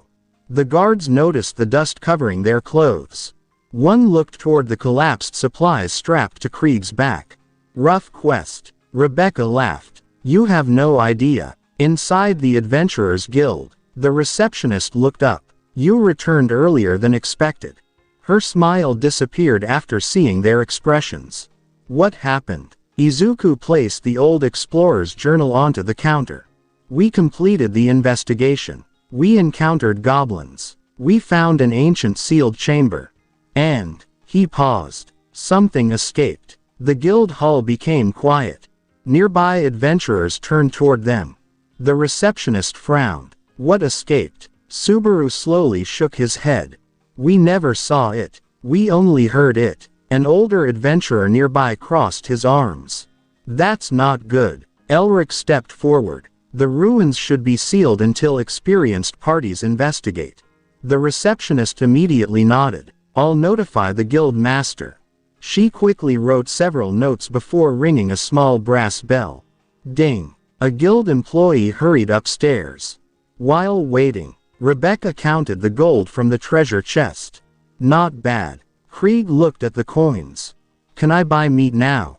Rebecca smiled. Yes. Krieg raised both fists. Ha ha ha. I love adventures. Subaru looked at him. You almost died. But I didn't. You almost did. Krieg shrugged. Still counts as winning. A heavy wooden door opened on the second floor. An elderly man with broad shoulders slowly descended the stairs. His gray beard reached the middle of his chest. Despite his age, his posture remained straight. A longsword rested at his waist. Every conversation inside the guild stopped. The receptionist bowed her head. Guild master. The old man approached the party. His sharp eyes examined each of them. Then they stopped on the explorer's journal. You found this inside the sunken ruins. Izuku nodded. Yes. The guild master carefully opened the first few pages. His expression gradually became serious. I recognize this journal. Rebecca blinked. You do. He nodded slowly. It belonged to Sir Aldrin. One of the finest adventurers this region ever produced. He disappeared almost 30 years ago. Silence filled the hall. The guild master closed the journal. If his journal was left behind, he never escaped those ruins. Nobody spoke. After a long moment, the guild master looked back at the four newcomers. You completed a mission that many veteran adventurers refused to accept. You returned with valuable information. And you warned us before anyone else entered those ruins. He nodded once. You've done well. Before anyone could respond, the front doors burst open. Boom. A young woman wearing a green traveling cloak stumbled inside. She struggled to catch her breath. There's a problem. The guild master immediately stepped forward. What happened? The village of Oakhaven. She pointed toward the northern road. It's under attack. The guild hall instantly fell silent. The guild hall exploded into motion. Chairs scraped across the floor. Adventurers rushed toward the quest board.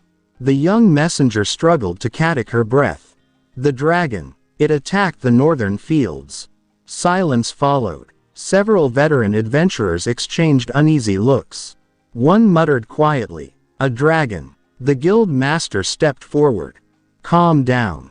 Tell us everything." The messenger nodded. "It appeared this morning. A young red dragon. It burned several farms outside Oakhaven.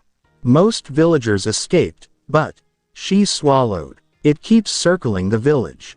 Rebecca crossed her arms. "So it's not attacking non-stop." The messenger shook her head. "It lands. It demands food. Then it burns another building." Krieg grinned. "Ha ha ha. I like this dragon already." Rebecca looked at him. "Of course you do." The guild master turned toward the assembled adventurers. Oakhaven is only half a day's journey from Green Hollow. If the dragon isn't stopped, it will eventually reach nearby settlements. One experienced adventurer stepped forward. "How old is it?" The messenger answered immediately. The villagers called it a young red dragon. The hall became noticeably less tense. Another adventurer nodded. "Still dangerous, but not impossible." The guild master began assigning parties. "Silver Hawks. You'll evacuate civilians." The 4 adventurers saluted. "Understood." Iron Shield. You'll reinforce the village entrance. Black Wolf. Protect the western road. The guild master looked toward Izuku's party. His gaze lingered for a moment. "You 4. Rebecca raised an eyebrow. "Us. You've already survived one mission beyond expectations. I have another task." He spread a map across the nearby table. The map showed Oakhaven surrounded by forests and hills. A narrow valley stretched north of the village. The guild master pointed toward the valley. "The dragon frequently flies over this area. If we can force it to land, our strongest adventurers can engage it." Izuku studied the terrain. "You want a trap?" The guild master nodded. "Exactly." Rebecca leaned over the map. "What's the bait?" Nobody answered. Krieg suddenly raised one hand. "Me." Several adventurers stared at him. Rebecca blinked. "You're volunteering." "Ha ha ha. It'll definitely attack me." The calm voice inside Krieg's head spoke. "For once that's actually reasonable." Subaru looked at the map. Then at Krieg. Actually, he might be right. Everyone turned toward him. Subaru pointed toward the narrow valley. "If the dragon sees one target standing alone, it'll dive. When it commits..." He pointed toward both cliffs. "Everyone attacks together." The guild master slowly nodded. "A classic ambush." Izuku continued studying the map. "If Krieg survives the first attack, I can intercept from the side." Rebecca smiled. "I'll take the high ground." She tapped the eastern cliff. "Clear line of sight." The guild master looked impressed. "You've already divided the roles." Izuku nodded. "It makes coordination easier." Subaru continued. "The evacuation has to finish first. If civilians are still nearby, the dragon might ignore the trap." The guild master folded his arms. "Agreed." One veteran adventurer looked toward Subaru. "You've fought dragons before." Subaru immediately shook his head. "Number. Then how do you know this?" Subaru froze. "Books." Rebecca looked at him. "You read strange books." "I know." The guild master rolled up the map. "Good. We move immediately." An hour later, several wagons rolled north toward Oakhaven. Adventurers traveled alongside them. Villagers fleeing the area passed them on the road. Children cried. Parents carried whatever belongings they could save. Smoke drifted into the afternoon sky. Boom. A distant explosion echoed across the hills. Everyone looked north. A thin column of black smoke rose above the trees. Rebecca's smile disappeared. "We're late." Izuku clenched his fist. "We'll stop it." Krieg rested his axe on his shoulder.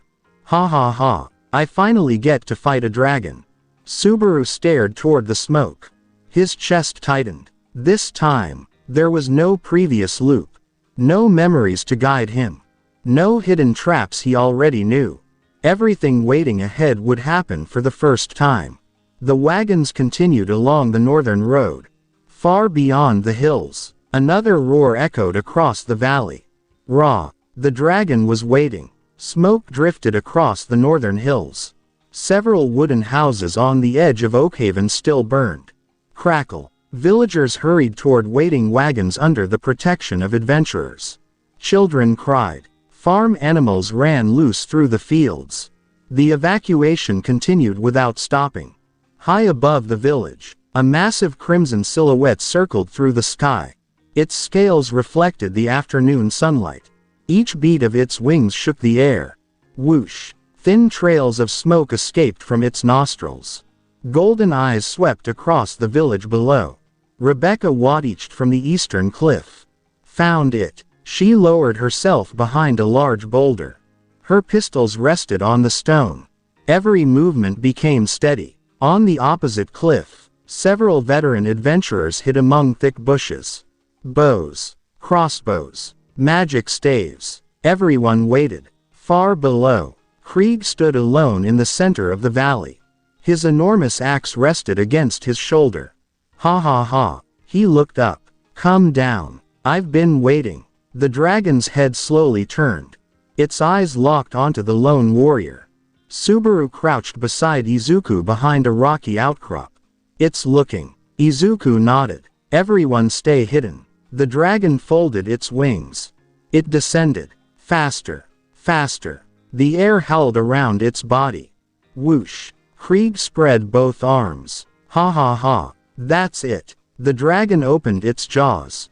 A bright orange glow gathered inside its mouth. Subaru's eyes widened. Fire. A torrent of flames rushed downward. Boom. The valley disappeared beneath blazing fire. Rebecca immediately fired. Bang. Her bullet struck the dragon's shoulder. The dragon flinched. Its flames shifted slightly. Inside the inferno, a large silhouette stepped forward. Krieg. His armor glowed red from the heat. Smoke rose from every surface. Yet, he was still standing. Ha ha ha. That tickled. The dragon blinked. The calm voice inside Krieg's head sighed. You were on fire. I noticed. Krieg charged. Boom. Every step shook the valley floor. The dragon landed with tremendous force. Boom. Its claws dug into the earth. It lowered its head. Another burst of fire gathered inside its mouth. Izuku. Subaru shouted. Now. Green lightning exploded around Izuku. Crack. He launched himself from the cliff. Rocks shattered beneath his feet. He crossed the distance in seconds.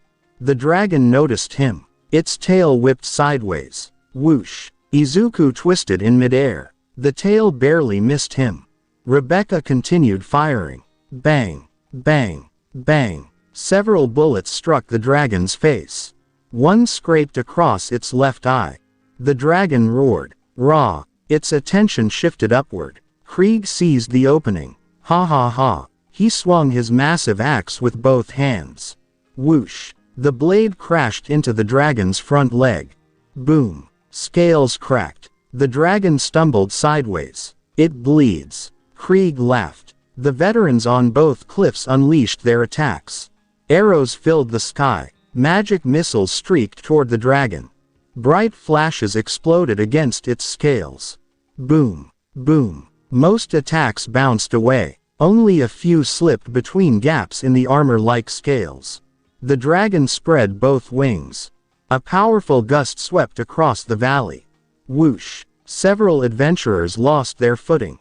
Dust filled the air. Izuku landed directly beneath the dragon.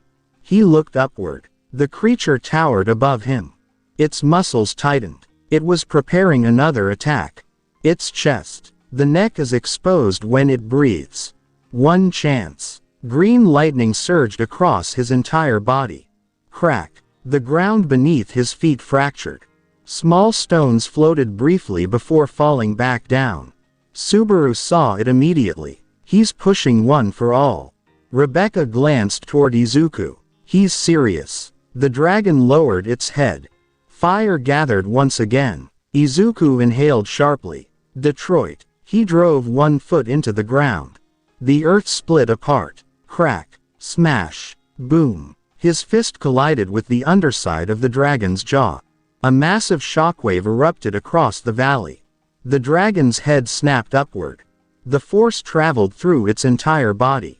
Nearby trees bent violently. Windows inside Oakhaven rattled. Loose stones rolled down both cliffs. The dragon left the ground completely. Its enormous body crashed into the hillside. Boom. The impact tore through trees and shattered several large boulders. Dust exploded into the air. Silence. Every adventurer stared toward the hillside. No one moved. One veteran slowly lowered his bow. Did that kid just punch a dragon? Another mage blinked repeatedly. I think he did. Rebecca smiled. Nice one. Krieg rested his axe on his shoulder. Ha ha ha. I like this party. The dust slowly settled. Cracks covered the hillside. The dragon remained motionless for several seconds. Then, its claws dug into the broken earth. Crack. Its wings slowly unfolded. The dragon lifted its head. A thin line of blood ran from the corner of its mouth. Its golden eyes fixed on Izuku alone. The battle was far from over. Dust drifted across the valley. The young red dragon slowly climbed out of the shattered hillside. Its scales were cracked around its jaw. Blood dripped onto the ground. Drip. Its golden eyes remained locked on Izuku. A low growl escaped its throat. Raw. Izuku landed lightly on the valley floor. Green lightning faded around his body. He kept his stance low. Every muscle remained tense. Rebecca stayed on the eastern cliff. She lined up another shot. Come on. The dragon suddenly spread one wing. Whoosh. A powerful gust filled the valley. Rebecca lowered her head. Dust blocked her vision. Can't see. The veteran adventurers fired another volley. Arrows. Magic. Crossbow bolts. They struck the dragon from every direction. Bang. Boom. Most attacks bounced harmlessly off its scales.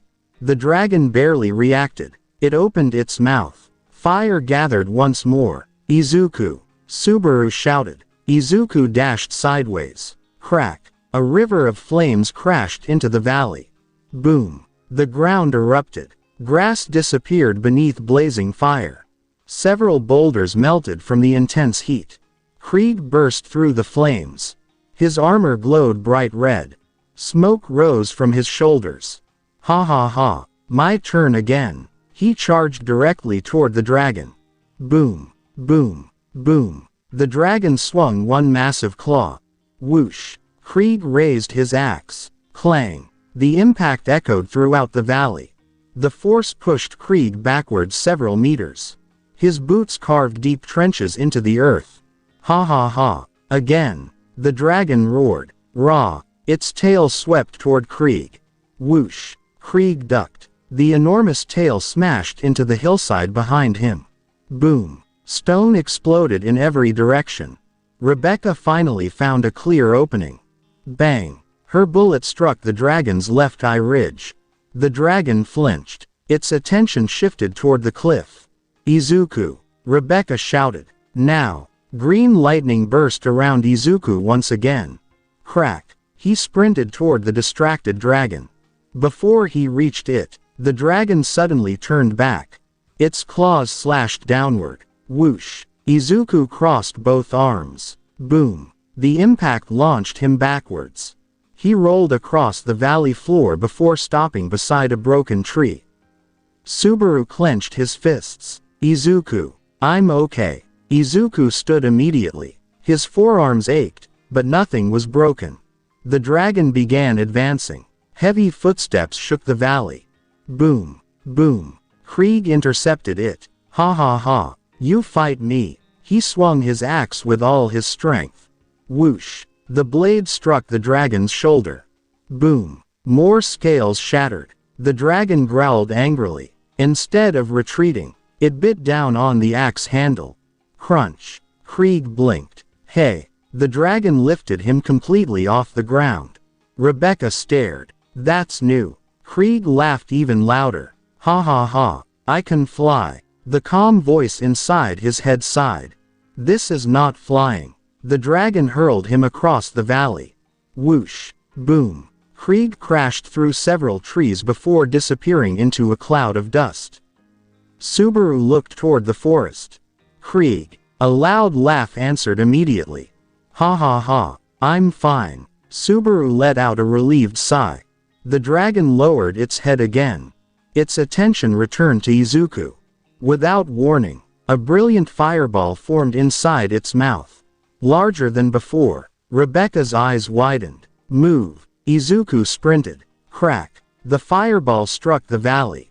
Boom. A massive explosion consumed everything nearby. Smoke filled the battlefield. Subaru covered his face from the heat. Izuku. Several long seconds passed. The smoke slowly drifted away. Izuku stood at the edge of the blast zone. Breathing heavily. His costume had been scorched. Small burns covered one sleeve. But he remained standing. The dragon looked surprised. Izuku smiled slightly. You'll have to do better than that. High above, dark clouds slowly gathered. A cool wind passed through the valley. The dragon looked toward the sky for only a brief moment. That single distraction was enough. Rebecca fired. Bang. The bullet struck the dragon's injured shoulder. The creature staggered. Krieg burst out of the trees. Ha ha ha. He charged from the dragon's blind side. Izuku understood immediately. He sprinted forward from the front. Crack. The dragon looked left. Then right. It couldn't attack both at once. Krieg leapt. Izuku leapt. One from the front, one from the side. The dragon braced itself. The next exchange would decide which side gained control of the battle. The valley trembled. Izuku charged from the front. Green lightning raced across his body. Crack. Krieg sprinted from the dragon's blind side. His axe rested behind his shoulder. Ha ha ha. The young red dragon turned its head from one attacker to the other. It couldn't block both. It chose Izuku. The dragon lunged. Its jaws snapped shut. Crunch. Izuku disappeared beneath it. He slid beneath the creature's neck. The massive bite struck empty air. Krieg. Ha ha ha. I'm here. Krieg's axe came down. Whoosh. Boom. The blade struck the dragon's wounded shoulder. Cracked scales burst apart. Fresh blood splashed across the ground. The dragon roared. Raw. Its tail whipped toward Krieg. Whoosh. Krieg planted both feet. Instead of dodging, he caught the enormous tail with both hands. Rebecca's eyes widened. No way. Krieg laughed loudly. Ha ha ha. You're strong. He gripped tighter. But so am I. The dragon pulled. Krieg pulled back. The ground beneath both of them cracked. Crack. Neither moved. The calm voice inside Krieg's head spoke. Don't wrestle the dragon. Ha ha ha. Too late. The dragon suddenly beat its wings. Whoosh. The powerful gust threw dust across the valley. Krieg finally lost his footing. The tail slipped free. The dragon immediately spread its wings. It tried to take flight. Rebecca narrowed her eyes. Not happening. She steadied both pistols. Bang. Bang. 2 bullets struck the damaged shoulder. The dragon faltered. Its left wing dropped slightly. It's struggling. Rebecca shouted. Izuku looked upward. He saw the opening. Green lightning burst around him again. Crack. He launched himself into the air. The dragon noticed too late. Izuku drew back his right fist. Every muscle tightened. One for all surged through his body. Detroit smash. Boom. His fist slammed into the dragon's injured shoulder. A massive shockwave erupted across the valley. The dragon spun sideways. It crashed back onto the ground. Boom. The earth shook beneath the impact. Silence. The dragon struggled to stand. Its breathing had become uneven. Blood flowed steadily from several cracked scales. It glared at the four adventurers. Then, it slowly stepped backward. Rebecca frowned. Is it retreating? Another step. Then another. The dragon spread its wings. This time, no one attacked. It pushed itself into the sky. Whoosh. The creature climbed above the valley. It circled once. Its golden eyes remained fixed on Izuku. A final roar echoed across the hills. Raw. Then, it turned north. Within moments, it disappeared beyond the distant mountains. The valley became completely silent. Only the sound of the wind remained. Rebecca slowly lowered her pistols. We actually did it. Krieg rested his axe across his shoulder. Ha ha ha. I wanted one more round. Subaru let out a long breath. I'd rather not. The veteran adventurers slowly emerged from both cliffs. Many looked at Izuku with disbelief. Others stared at Krieg. One elderly mage shook his head. I've never seen anyone grab a dragon's tail. Krieg smiled proudly. It was slippery. The calm voice inside his head sighed. That wasn't the problem. The guild master's expedition finally arrived with the last evacuation wagons. He surveyed the damaged valley. Then looked toward the northern sky. It left. One veteran nodded. It retreated. The guild master turned toward Izuku's party. You drove away a young red dragon. Without losing a single person. He gave a small nod. Well done. Several hours later, the party entered Oakhaven. The fires had already been extinguished. Villagers were repairing damaged fences and broken roofs. Children who had been hiding inside the church slowly came outside. An elderly woman approached the four adventurers.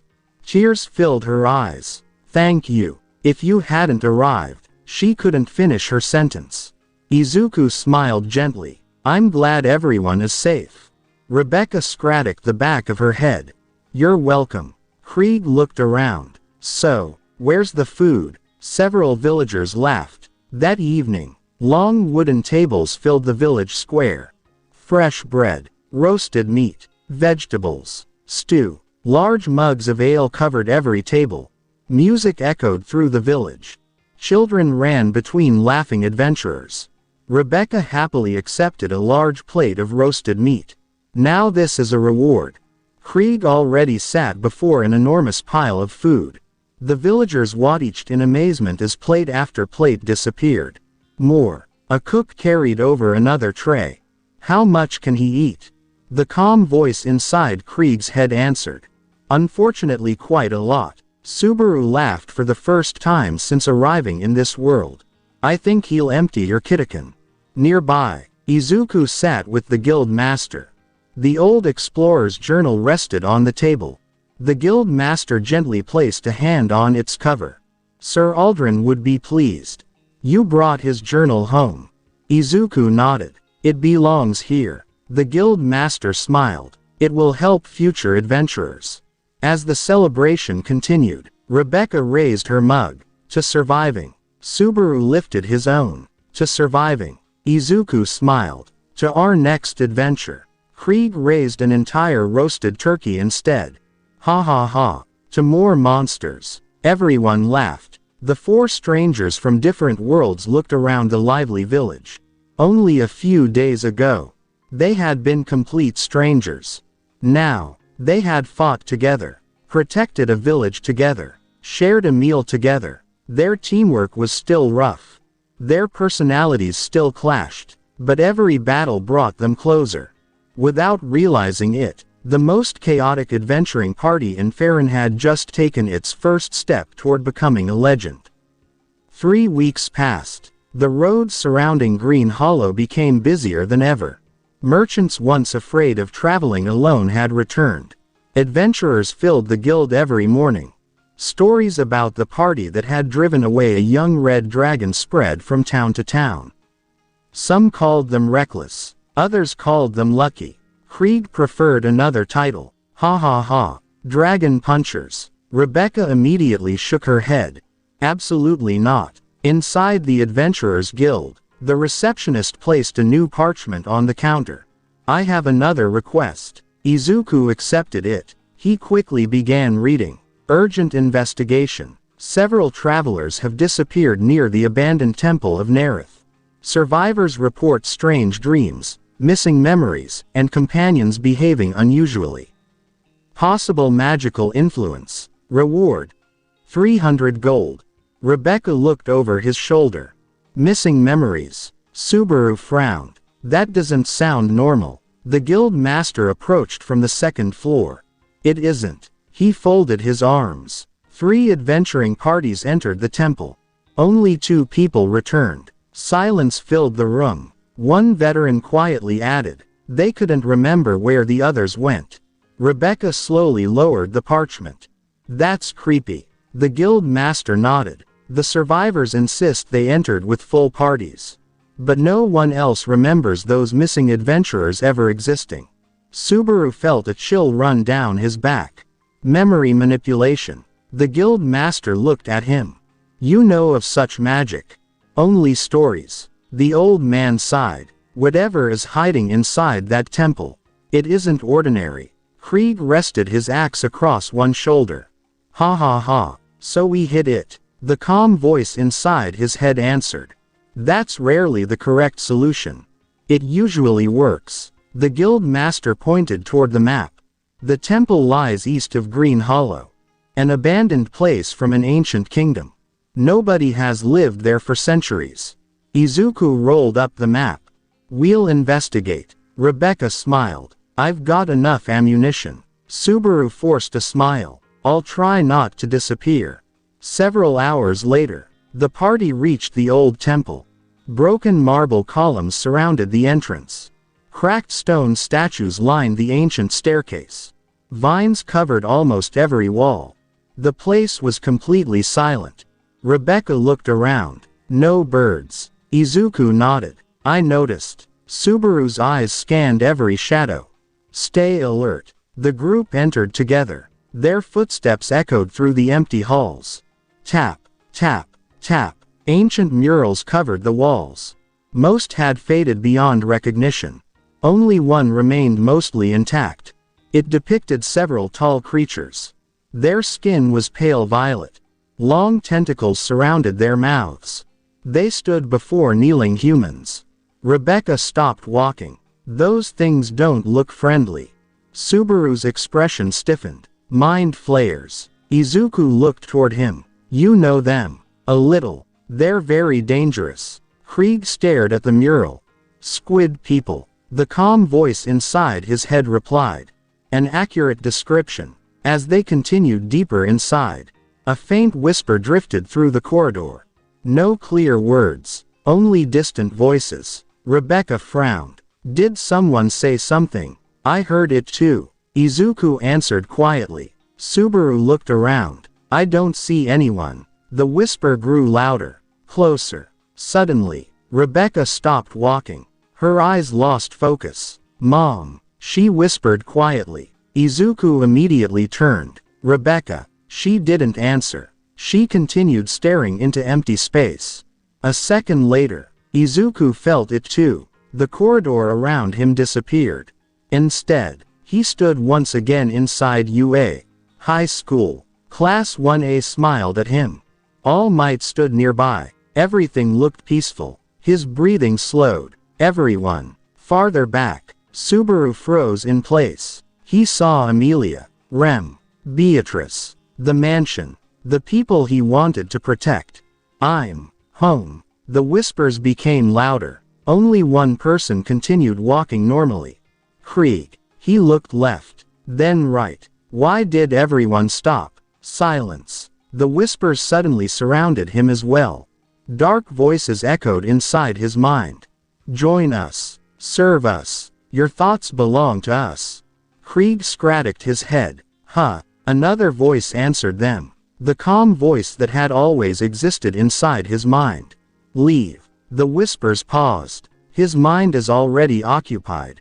Silence followed. Krieg blinked. "Occupied." "Yes." The invisible pressure vanished instantly. The whispers disappeared. The temple became silent again. Krieg looked around. Rebecca still stood motionless. Izuku hadn't moved. Subaru stared into empty space.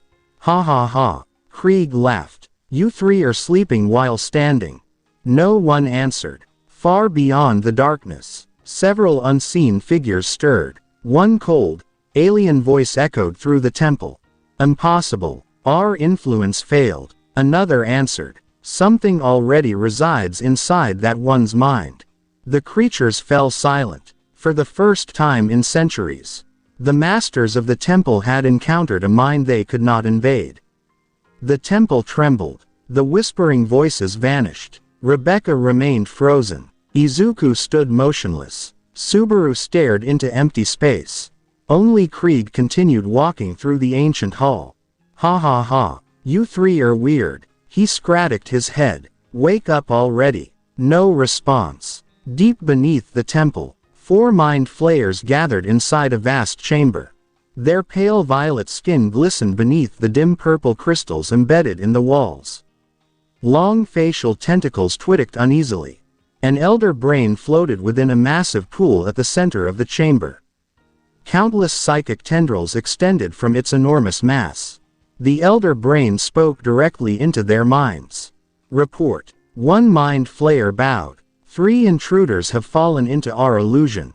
The 4th remains unaffected. The elder brain paused. Why? Another mind flayer answered. Its mind is damaged, chaotic, fragmented. Our psychic influence cannot establish control. The elder brain's tendrils rippled. Then remove the anomaly. The mind flayers obeyed. At once. Back in the corridor, a cold wind swept through the hallway. Whoosh. Krieg looked toward the darkness. Someone's coming. Several tall figures slowly emerged from the shadows. Their purple skin reflected the faint crystal light. Tentacles writhed around their mouths. Each carried an elegant staff. Krieg pointed. Squid people. The lead mind flayer raised one hand. Invisible psychic energy erupted toward Krieg. Boom. Krieg blinked. Was something supposed to happen? The calm voice inside his head answered. Yes. It failed. Ha ha ha. The mind flayers stopped. One tilted its head. Impossible. Krieg charged. Boom. Boom. Boom. The mind flayers unleashed another psychic wave. Invisible force flooded the corridor. Stone cracked. Ancient statues shattered. Crack. Krieg continued running. Completely unaffected. Ha ha ha. My turn. His axe descended. Whoosh. Boom. One mind flayer barely blocked with its staff. The enchanted wood exploded into splinters. The creature crashed through a stone pillar. The remaining mind flayers immediately spread apart. At that exact moment, green lightning flickered around Izuku. Crack. A faint glow surrounded his body. Inside the illusion, several silhouettes appeared behind him. The previous wielders of One for All. Their combined presence rippled through the false world.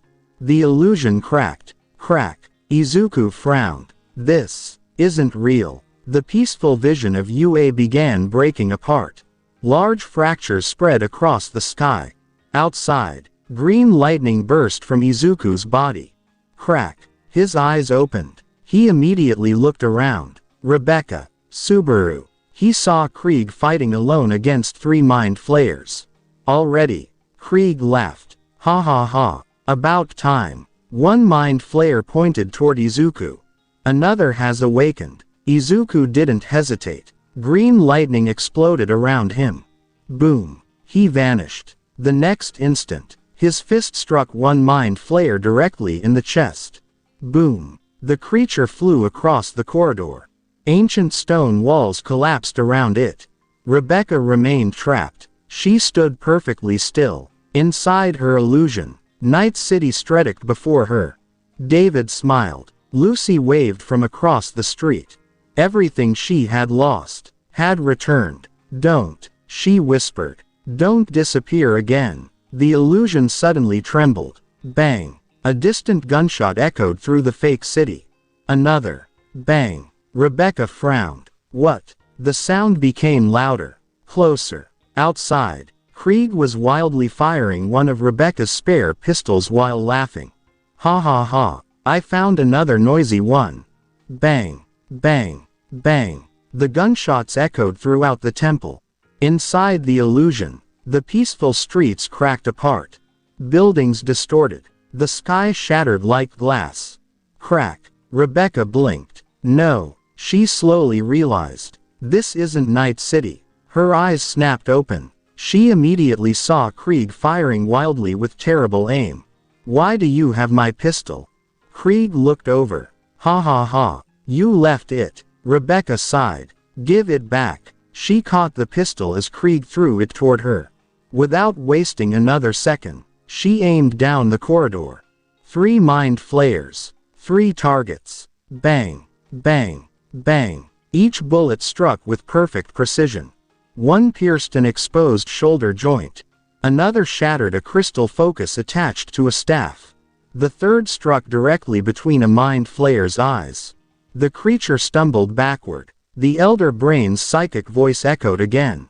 Destroy them. Only Subaru remained trapped. Inside his illusion, he stood beside Amelia. Rem smiled warmly. Beatrice quietly read a book.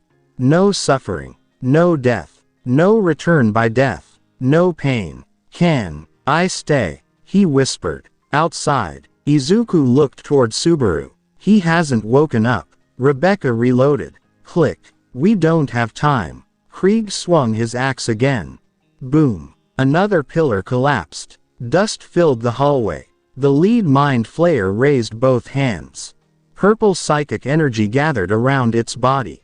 The corridor itself began shaking. Ancient runes across the floor lit up. One by one, a massive ritual circle slowly awakened beneath the entire temple. The real battle had finally begun. Purple light flooded the temple. Ancient runes glowed beneath the cracked stone floor. The ritual circle expanded through every corridor. Boom. The walls trembled. Dust rained from the ceiling. The lead mind flayer slowly raised both hands. Its black eyes focused entirely on Subaru. His mind remains vulnerable. Consume him. Thick psychic energy rushed toward Subaru. Invisible tendrils wrapped around him. The illusion deepened. Inside his mind, Subaru smiled sadly at Amelia. I don't want this to end. Amelia reached for his hand. So stay. You've suffered enough. Subaru closed his eyes. His body refused to move. Outside, Rebecca emptied another magazine. Bang, bang, bang. The bullets forced 2 mind flayers behind broken pillars. Izuku rushed toward Subaru. Green lightning burst around him. Crack. Before he could reach him, a mind flayer blocked the corridor.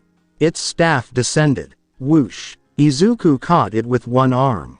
Boom. The stone beneath his feet cracked. The creature extended its tentacles. Psychic energy exploded at point-blank range. Izuku's vision blurred. For a brief moment, he saw UA again. He saw All Might smiling. Then, another presence appeared, one after another. The previous users of One for All stood behind him.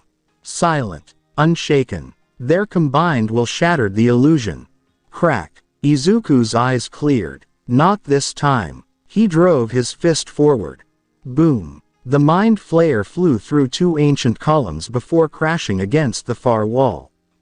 Krieg charged another enemy. Ha ha ha. He swung his axe sideways.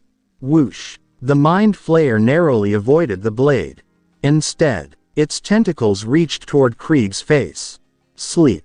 Krieg blinked. Number. The calm voice inside his head answered.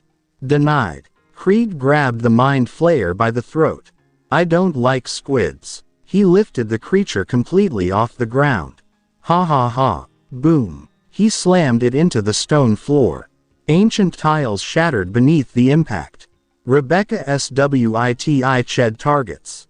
Click. Fresh magazine. She steadied her breathing. Bang. Bang. 2 precise shots destroyed glowing crystals embedded in the ritual circle. The runes flickered. The purple light weakened. The elder brain's voice echoed through every chamber. Protect the ritual. More footsteps approached from deeper within the temple. Several cultists wearing dark robes rushed into the hall. Some carried swords. Others raised magical staves. There. Kill them. Rebecca smiled. Finally. Bang. Bang. Bang. 3 cultists collapsed before reaching the party. Izuku sprinted forward. Green lightning covered his arms and legs. Crack. He weaved between incoming spells. 1 punch. Boom. A cultist crashed through a marble statue. Another kick. Boom. A second opponent rolled across the floor. Krieg charged straight through the middle. Ha ha ha. His axe spun in a wide arc. Whoosh. The cultists scattered in panic. None wanted to face him directly. Within moments, the corridor fell silent. The remaining cultists fled deeper into the temple. Only Subaru remained unmoving. Izuku knelt beside him. Subaru. No response. Rebecca frowned. He isn't waking up. The elder brain spoke again. His despair is deeper than the others. He wishes to remain. Inside the illusion, Subaru slowly sat beside Emilia. Everything was peaceful, warm, safe. No screaming, no blood, no endless loops. I don't have to watch anyone die here. He whispered. Suddenly, a familiar laugh echoed through the illusion. Ha ha ha. Subaru froze. Krieg. The peaceful landscape cracked. Crack. Another voice followed. Rebecca. Quit sleeping, idiot. A third voice. Calm. Steady. Izuku. We're waiting. The illusion began collapsing. The sky shattered. Buildings dissolved into light. Emilia smiled gently. Her form slowly faded. It's time to go, she said softly. Subaru reached out. I'm tired. I know, she answered. But you're not alone anymore. Everything disappeared. Subaru's eyes snapped open. He gasped for air. I'm back. Izuku smiled with relief. Welcome back. Rebecca folded her arms. You picked the worst possible time for a nap. Krieg laughed loudly. Ha ha ha. You missed punching squid people. Subaru slowly stood. His hands trembled. He looked at his 3 companions. His voice was quiet. I need to tell you something. The others turned toward him. I'm terrified of dying. Silence filled the corridor. Subaru lowered his head. I can't explain why. Every time I think someone is about to die, I freeze. His hands clenched. I hate feeling helpless. I hate watching people get hurt. I don't want any of you to die. No one spoke for several moments. Then Izuku stepped forward. He placed a hand on Subaru's shoulder. Then you won't face it alone. Rebecca nodded. If something starts shooting, I'll shoot it first. Krieg rested his axe across his shoulder. Ha ha ha. And if something gets close, I'll hit it. The calm voice inside Krieg's head quietly added. We'll stand in front. Subaru looked at the 3 of them. His eyes watered slightly. For the first time since arriving in Faerûn, he truly believed he didn't have to carry every fear by himself. Before anyone could say another word, the entire temple shook violently. Boom. A deafening psychic roar echoed from the depths below. The elder brain had decided to enter the battle itself. The psychic roar shook the entire temple. Boom. Stone cracked across the ceiling. Ancient columns leaned dangerously. Purple light poured from the ritual circle like a river. The air itself seemed to vibrate. Subaru covered his ears. What was that? The guild master tightened his grip on his sword. Everyone, fall back. A second roar echoed from beneath the temple. Boom. The ground split open. Long purple tendrils burst through the shattered floor. Ancient stone exploded outward. Crack. Rebecca stepped back. That's definitely not a mind flayer. The elder brain slowly emerged from the depths. Its enormous, pulsating mass floated above the broken chamber. Dozens of psychic tendrils drifted through the air. Purple energy rippled across its surface. Several surviving mind flayers immediately knelt. Great Elder. The elder brain's voice entered every mind simultaneously. Your resistance ends now. An overwhelming wave of psychic force surged through the temple. Boom. Every torch extinguished. The walls groaned. Green lightning erupted around Izuku. Crack. The previous holders of One for All appeared behind him once more. Their silent determination pushed back against the psychic pressure. Rebecca gritted her teeth. Head hurts. Subaru struggled to remain standing. His vision blurred. Krieg simply frowned. Big brain. The calm voice inside his head replied. Very big. Ha ha ha. I'll hit it. Krieg charged first. Boom. Boom. Boom. The elder brain released a massive psychic shockwave. Invisible force swept through the chamber. Izuku crossed in front of Subaru. Green lightning exploded outward. Boom. The shockwave collided with One for All's energy. The impact shook the temple. Dust filled the air. Rebecca climbed onto a fallen pillar. She steadied both pistols. Let's see if you bleed. Bang. Bang. Bang. 3 bullets struck the elder brain. Purple fluid splashed from its surface. Insignificant. Several thick tendrils lashed toward Rebecca. Whoosh. She leapt backward. The tendrils smashed the pillar apart. Boom. Stone rained across the chamber. Izuku sprinted through the debris. He leapt high above the battlefield. Green lightning surrounded his right arm. Detroit smash. Boom. His fist crashed into one of the elder brain's massive tendrils. The impact tore it free. Purple blood sprayed across the floor. The elder brain shrieked. A deafening psychic scream echoed through every corridor. Subaru dropped to one knee. Too loud. Rebecca looked toward him. Subaru. Subaru forced himself back to his feet. He looked around the battlefield. The surviving mind flayers were maintaining the ritual.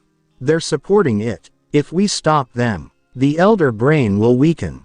Izuku nodded immediately. Rebecca. I know. She turned her aim toward the chanting mind flayers. Bang. Bang. Bang. One collapsed. A second lost its concentration. The glowing ritual circle dimmed. Krieg laughed wildly. Ha ha ha. My turn. He swung his axe with both hands. Whoosh. Boom. Another mind flayer disappeared beneath the strike. The ritual weakened again. Several runes faded. The elder brain's floating body wavered. Its psychic aura flickered. Impossible. Izuku saw the opening. Green lightning exploded around his body. Crack. He launched himself forward. The elder brain gathered every remaining tendril. They shot toward him from every direction. Whoosh. Before they reached him, Krieg stepped into their path. Ha ha ha. Not today. He swung his axe in a massive circle. Boom. Several tendrils were knocked aside. Others wrapped around his arms and chest. The elder brain attempted to crush him. Krieg strained against the pressure. The stone beneath his boots shattered. Crack. The calm voice inside his head spoke. Hold. I am. Krieg roared with laughter. Ha ha ha. The opening lasted only a second. It was enough. Izuku reached the elder brain. Green lightning surged brighter than ever. He drove his fist straight into its center. Detroit smash. Boom. The chamber exploded with emerald light. A colossal shockwave tore through the temple. Every remaining rune shattered. Crack. The surviving mind flayers were thrown across the room. The elder brain's body split apart. Purple energy erupted in every direction before fading into nothing. Silence. The floating tendrils collapsed onto the broken floor. The psychic pressure vanished. The temple stopped shaking. Rebecca slowly lowered her pistols. Guess that worked. Krieg pulled several severed tendrils off his armor. Can I eat this? Rebecca immediately answered. Number. The calm voice inside Krieg's head agreed. Definitely not. Several days later, the party returned to Green Hollow. News of the temple's liberation spread quickly. The destruction of the Mind Flayer cult ended the disappearances along the Eastern Road. Merchants resumed traveling. Pilgrims returned to abandoned shrines. The Adventurers Guild received grateful letters from nearby towns. 1 week later, a royal carriage arrived outside the guild. Its polished armor gleamed beneath the morning sun. Dozens of royal knights stood in perfect formation. A herald stepped forward and unrolled an ornate scroll. Hear the decree of His Majesty. The crown summons the adventuring party consisting of Izuku Midoriya, Rebecca, Subaru Natsuki, and Krieg. They are invited to the royal capital to receive the kingdom's highest honor for extraordinary service. The guild hall erupted into cheers. Rebecca blinked. Did we just get invited by the king? Izuku smiled awkwardly. I wasn't expecting that. Subaru scratched the back of his head. Please tell me there aren't any royal etiquette exams. Krieg raised his axe. Ha ha ha. Does the king have food? The entire guild burst into laughter. The guild master folded his arms with a faint smile. It seems your next adventure begins at the royal capital. The four companions exchanged glances. From complete strangers lost in another world, they had become heroes recognized across the kingdom. Their reputation had earned them an unexpected title among adventurers throughout Faerûn. The Party of Chaos. And now, the crown itself wished to meet them. Morning sunlight bathed Green Hollow. The streets were already crowded. Merchants unpacked their wagons. Blacksmiths hammered glowing steel. Children ran through the marketplace with wooden swords, pretending to be heroes. Everywhere the four adventurers walked, people greeted them with smiles. There they are, the dragon slayers, the temple heroes. Rebecca rubbed the back of her neck. I'm still not used to this. A little boy ran toward Izuku. Mr. Hero, can you sign this? He held out a small notebook. Izuku smiled warmly. Of course. He carefully signed his name before returning it. The boy grinned from ear to ear.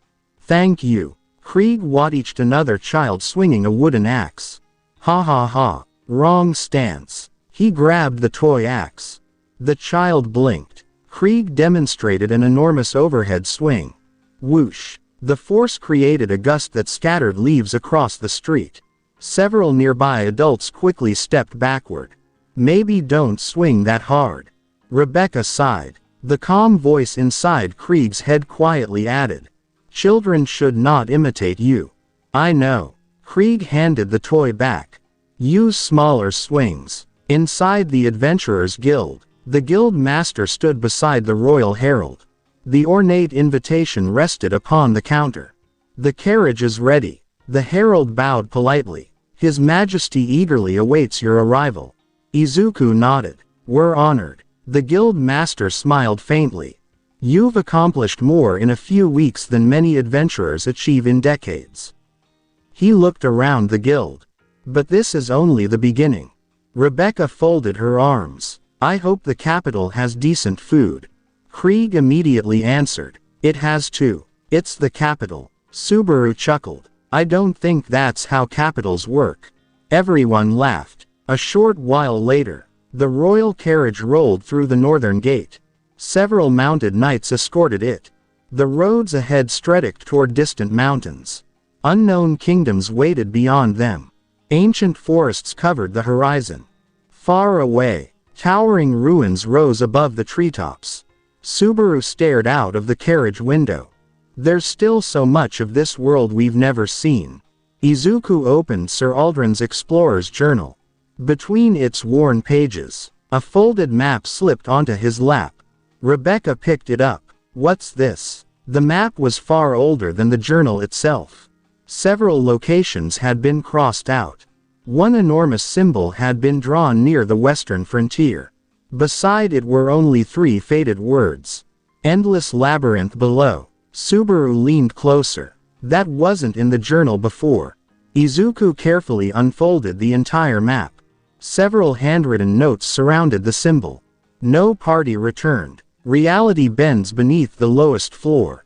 Do not descend alone. Rebecca smiled. Sounds expensive. Krieg grinned. Ha ha ha. Sounds fun. The calm voice inside his head quietly replied. Both statements are probably true. The royal carriage continued along the road. Days later, the towers of the royal capital finally appeared beyond the hills. White stone walls stretched across the horizon. Countless banners fluttered in the wind. The massive gates slowly opened. Trumpets echoed from the battlements. Citizens gathered along the streets. Royal knights stood in perfect formation. The herald raised his voice, presenting the adventuring party that defended Oakhaven and destroyed the Mind Flayer cult. The crowd erupted into applause. Rebecca whispered, "That's a lot of people." Subaru smiled nervously. "Please don't make me give a speech." Izuku laughed. "I think we'll be fine." Krieg waved enthusiastically at the crowd. "Ha ha ha. They like us." The calm voice inside his head answered. Somehow. As the carriage rolled through the capital, the four companions looked ahead. They had arrived in Faerûn as strangers from different worlds. A hero who never stopped reaching out to others. A sharpshooter who never missed when it mattered. A survivor who carried invisible scars. A mad warrior whose impossible mind had become his greatest shield. Together, they had survived dungeons, dragons, death, and horrors beyond reason. Their methods were chaotic. Their teamwork was unconventional. Yet whenever impossible odds stood before them, they prevailed. Beyond the royal capital lay countless unexplored lands, forgotten dungeons, ancient dragons, hidden civilizations, and legends waiting to be written. Izuku closed the explorer's journal. "We're just getting started." Rebecca smiled. "Then let's find the next impossible job." Subaru nodded. "We'll face it together." Krieg rested his axe across his shoulder. "Ha ha ha. Adventure." The four companions walked toward the gates of the royal palace, while beyond the kingdom's borders, countless new quests awaited. The adventure continues.